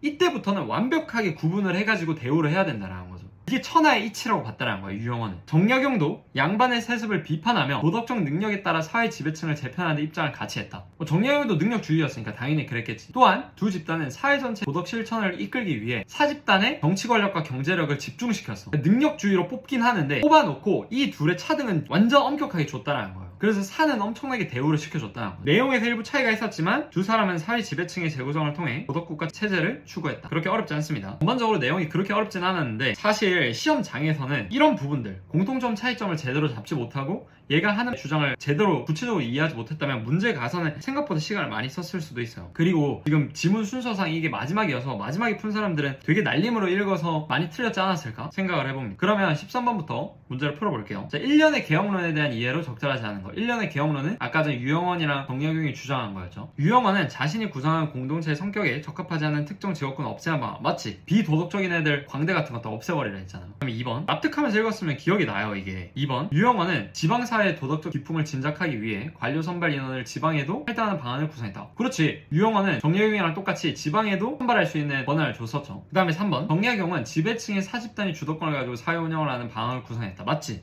우대한다 했으니까. 그 다음 4번, 정약용은 직업별로 거주지 달리하는 것을 포함한 행정구역 개편 방안을 구성했다. 맞죠? 사는 사대로, 다른 애들은 다른 애들대로 살아야 된다고 말했으니까. 제가 이걸 지금 답을 풀어봐서 아는 게 아니라 진짜 이해를 하면 그냥 동그라미로 쳐진다니까요. 안 돌아가도. 5번, 유영원과 정약용은 모두 시험으로 도덕적 능력이 우수한 이를 선발하여 교육한 후 관료로 임명하는 방안을 제시했다. 아니죠. 시험이 아니라 추천이었어. 가장 핵심적인 부분이었죠. 정약용이랑 유영원 모두 추천으로 우수한 이를 선발해서 교육하고 관료로 임명하자라고 말을 했었습니다. 5번 답. 나에서 유영원이랑 정약용 주장 중에 가장 큰 핵심 중에 하나였죠. 자, 그 다음에 14번. 기억 디귿에 대한 설명으로 적절한 것. 자, 기억은 돌아가서 보면 유교적 의례의 준행, 문중과의 족보의 편입 등이라고 하는데, 양반으로 상민들이 올라오지 못하게 하면서 막았던 것들 말하는 거고, 그 다음에 니은 보면 거주지에서 더 많은 선사를 선발하도록 한 거. 아까 전에 납득했었죠. 부연 설명 생각하면서. 그 다음에 이것은 도덕적 능력이 뛰어난 사람들로 지배층인 사를 구성하고자 했다는 거. 이렇게 한번 체크하고 다시 가볼게요. 자, 기억. 아까 전에 말했듯이 양반층, 이 다른 계층 자기들한테 못 올라오게 했던 거. 기억은 경제적 영향으로 신분 상승 현상이 나타난 상황에서, 그러니까 상민들이 돈이 많아지면서 치고 올라온다 했었죠. 신분적 정체성을 지키려는 양반층의 노력이다. 납득. 부연 설명 붙였으면 당연하게 납득했을 거예요. 니은은 이러한 양반층의 노력을 뒷받침하기 위한 정책적 방안이다. 근데 니은이 사거주 거주지에서 더 많은 선사를 선발하기 위한 방안이었는데 이게 양반층의 노력, 양반층의 권력을 공고히 해주기 위한 정책적 방안은 아니었죠. 교묘하게 섞어놨는데 아닙니다. 2번, 기역은 호적상 유학 직역이 증가하는 상황에서 양반 집단이 기득권을 지키기 위한 자율적 노력이다. 맞죠? 자율적으로 노력을 한 거잖아. 자기들 기득권 지키기 위해서. 그 다음 니은은 기존의 양반들이 가진 기득권을 제도적으로 강화하는 게 아니죠. 지금 이 맥락을 봐야 돼. 니은이 어떤 맥락에서 나온 거냐면 양반층의 권력이 집중되어 있는 걸 막고 추천으로 선발해가지고 능력 있는 사람들 다 끌어모으기 위한 그 맥락 속에서 얘기하고 있는 것들이잖아요. 하지만 그 중에서도 선사에서 가장 많이 선발될 확률이 높았기 때문에 그래서 선사한테 많은 선발 권한을 줬던 거고. 그다음 3번, 기역은 상민층이 유학 직역을 얻는 것이 확대되는 상황에서 양반으로 인정받는 것을 억제하는 장치다. 그렇죠. 양반 입장에서는 양반으로 인정받는 걸 억제시키기 위한 장치였죠. 기역이. 디귿은 능력주의를 통해 인재 등용의 신분의 벽을 두지 않으려는 방안이다. 요거 맞는 말이죠. 디귿 보면 도덕적 능력이 뛰어난 사람, 즉 능력이 뛰어난 사람들로 구성하고자 했던 거니까 당연히 능력주의를 통해서 인재 등용의 신분의 벽을 두지 않으려는 방안 중에 하나였던 거죠. 디귿은. 그래서 3번 답. 4번, 기역은 능력주의가 작동하기 어려운 현실적인 상황에서 신분 구분을 강화하여 불평등을 심화하는 제도다. 그렇지. 양반이 계속 못 올라오게 하니까 불평등을 더 심화시키는 제도였겠죠. 디귿은 하위 지배층의 인원을 늘려서 도덕 실천을 이끌기 위한 방안이다. 이건 아니지. 지배층의 인원을 늘리는 건 아니고 지배층의 퀄리티를 높이는 거죠. 능력주의를 통해서. 자, 그다음 5번. 니은은 양반층의 집권이 점차 사라져가고 있는 상황에서 구분을 명확하게 하기 위한 장치다. 이거는 기역이죠. 니은이 아니라. 디귿은 양반과 비양반층의 신분적 구분을 없애기 위한 방안이다. 이것도 틀렸어. 신분적 구분을 없애기 위한 방안이 아니라 신분의 구분은 그대로 놔두되 능력 있는 사람들을 양반으로 만들어 주겠다는 거지. 그래서 답은 3번. 자, 그럼 15번. 15번이 전체 오답률 거의 1, 2위를 다투더라고요. 한번 보고 판단을 해볼게요. 나를 바탕으로 다음에 기역 리을에 대해 판단한 것으로 가장 적절한 거 물어보고 있습니다. 문제 형태가 약간 새로워가지고 한번 봤어요. 선택지를. 오케이, 이런 느낌. 유영원이랑 정약용이 어떻게 생각하는지에 대한 내용이구나 파악하고 그 다음에 기역 보면서 지울 수 있는 거 지우고 니은 보고 지울 수 있는 거 지우고 이런 식으로 판단을 해나갔습니다. 자, 기역. 아래로 농공상이 힘써 일하고 위로 사가 효도하고 공경하니 이는 나라의 기풍이 흐트러지지 않는 것이다. 즉 사와 농공상의 역할을 명확하게 구분해놨다 라는 거죠. 근데 이거는 정약용이랑 유영원 모두 다 동의했어. 둘 다 사와 농공상의 역할이 구분되어야 한다라는 거에는 동의를 했어요. 근데 그걸 선발하는 데 있어서 차별을 두면 안 된다고 했던 거죠. 능력에 따라서 선발해야 된다고 했던 거지. 기역 보고 내려가니까 기역이 있는 게 여기 있네요. 동의하겠군, 동의하고 하니까 다 맞는 거야. 그래서 지원할 수 있는 선택지가 없었어요. 별로 영양가가 없었다. 그 다음에 니은. 사농공상 누구나 이 일을 실천한다면 비록 농부의 자식이 관직에 나아가더라도 지나친 일이 아닐 것이다. 이거 당연한 말이지. 유영원이랑 정약용이 주장한 핵심 내용이 이거였었잖아요. 비록 농부의 자식이 관직에 나아가도 지나친 일이 아니다 라는 거죠. 근데 정약용은 달랐던 게 노비는 안 된다는 거였어. 유영원은 노비까지도 오케이. 근데 정약용은 노비는 안 돼. 노비는 관직에 나아가면 절대 안 된다. 왜? 살을 보필해야 됐으니까 라고 생각을 했던 거죠. 그래서 일단 니은까지는 유도 동의. 니은 보면 유영원은 니은과 디귿에 동의하지 않겠군 해서 2번 지웠고요. 니은에 동의하지 않고 지웠고 니은에 동의하겠군 해서 얘는 남겨뒀어. 그래서 1, 4, 5가 남은 상태였던 거죠. 니은까지 봤을 때. 그 다음 디귿. 덕행으로 인재를 판정하면 천하가 다투어 이에 힘쓸 것이니 나라 안의 모든 이에게 존귀하게 될 기회가 열릴 것이다. 자, 여기에서 여러분들이 중요하게 봤어야 돼요. 모든 이가 존귀하게 될 기회는 아닌 거지. 왜냐? 정약용은 노비 안 된다고 했잖아. 노비는 그대로 천인에 머물러 있어야 된다고 했었잖아요. 왜? 살을 보필해야 되기 때문에. 그래서 유영원 입장에서는 노비까지도 존귀하게 될 기회를 줬으니까 맞는 말이지만 정약용은 아예 노비한테 기회를 안 줬단 말이야. 그러니까 모든 이한테 존귀하게 될 기회가 열린 건 아니. 정은 X다. 그래서 디귿 가지고 선택지를 보면 1, 4, 5 있는데 1, 4, 5 중에 디귿이 들어가 있는 거는 5번밖에 없어. 동의하지 않겠군. 이건 맞는 말이야. 그래서 5번이 바로 디귿까지만 보고 답이 나오긴 해요. 근데 많은 학생들이 이걸 못 잡았으면 약간 애매했을 수 있겠지. 리을. 양반과 상민의 구분은 엄연하니 그 경계를 넘지 않아야 상하의 위계가 분명해지고 나라가 편안하게 다스려질 것이다. 이건 틀린 말이지. 왜냐면 경계를 넘지 않아야 된다라는 것은 상민이 양반이 될 수 없다라는 건데 유영원이랑 정약용 입장에 따르면 동의를 안 하겠죠. 왜냐면 유영원이랑 정약용은 밑에 있는 계급이라도 위에 계급이 될 수 있는 기회를 줘야 된다라고 했으니까 경계를 넘을 수 있는 기회를 줬던 거죠. 그러니까 경계를 넘지 않아야 한다라고 주장하는 리을의 주장은 유영원도 부정하고 정약용도 부정할 만한 문장인 거죠. 그래서 리을 가지고 판단해보면 리을의 동의하겠군이라고 돼 있는 1번도 탈락. 그 다음에 4번도 리을에 동의하겠군이라고 돼 있으니까 탈락. 그래서 답은 5번밖에 안 남아 있었던 거예요. 그래서 디귿을 잘못 판단한 학생이었더라도 다시 보고 돌아갈 수 있는 기회가 있었다. 근데 아무래도 정약용이 노비를 아까 제가 봤던 요 부분을 제대로 생각하고 이해하지 않았더라면 사실상 여기를 판단하는데 조금 어려움이 있었겠죠. 디귿을 판단하는 데 있어서. 그래서 인문지문이 의외로 명확하게 구체적으로 이해를 안 하고 넘어가면 수능날 까다로울 가능성이 꽤나 있는 그런 제재입니다. 그래서 제가 지금 해설한 것들이랑 한번 비교를 잘 해보세요. 여러분이 독해하셨던 거랑 뭐가 잘못된 건지. 마지막으로 16번 볼게요. 다 나를 바탕으로 보기에 대해 본인 반응으로 적절하지 않은 것. 자, 보기. 16세기 초 영국의 토마스 모어는 유토피아라는 가상국가를 통해 당대 사회를 비판했다. 유토피아! 처음 들어봤으면 문제가 있어. 왜냐면 기출에 많이 나왔거든. 그가 제시한 유토피아에서는 현실 국가와 달리 모두가 일을 하고 사치에 필요한 일은 하지 않기 때문에 6시간만 일해도 경제적으로 풍요롭다. 오케이. 납득합니다. 하지만 이곳에서도 노동 면제받는 학자 계급이라는 게 존재해. 아까 전에 나왔던 양반이랑 학자 계급이랑 비슷한 느낌인가 보네요. 가나를 바탕으로라고 했으니까 보기를 읽으면서 붙여줘야 돼, 내용을. 성직자 관료 등의 권력층은 이 학자 계급에서만 나오도록 했어. 근데 여기에서 저는 알았던 게 학자 계급에서만 나오도록 한 거니까 유영원이랑 정약용이랑은 좀 다르네요. 왜냐면 걔네는 다른 계급에서도 권력층이 나올 수 있도록 해줘야 된다라고 주장을 했을 테니까, 능력주의로 뽑아야 되니까 다른 계급에서도 능력만 있으면 올 수 있게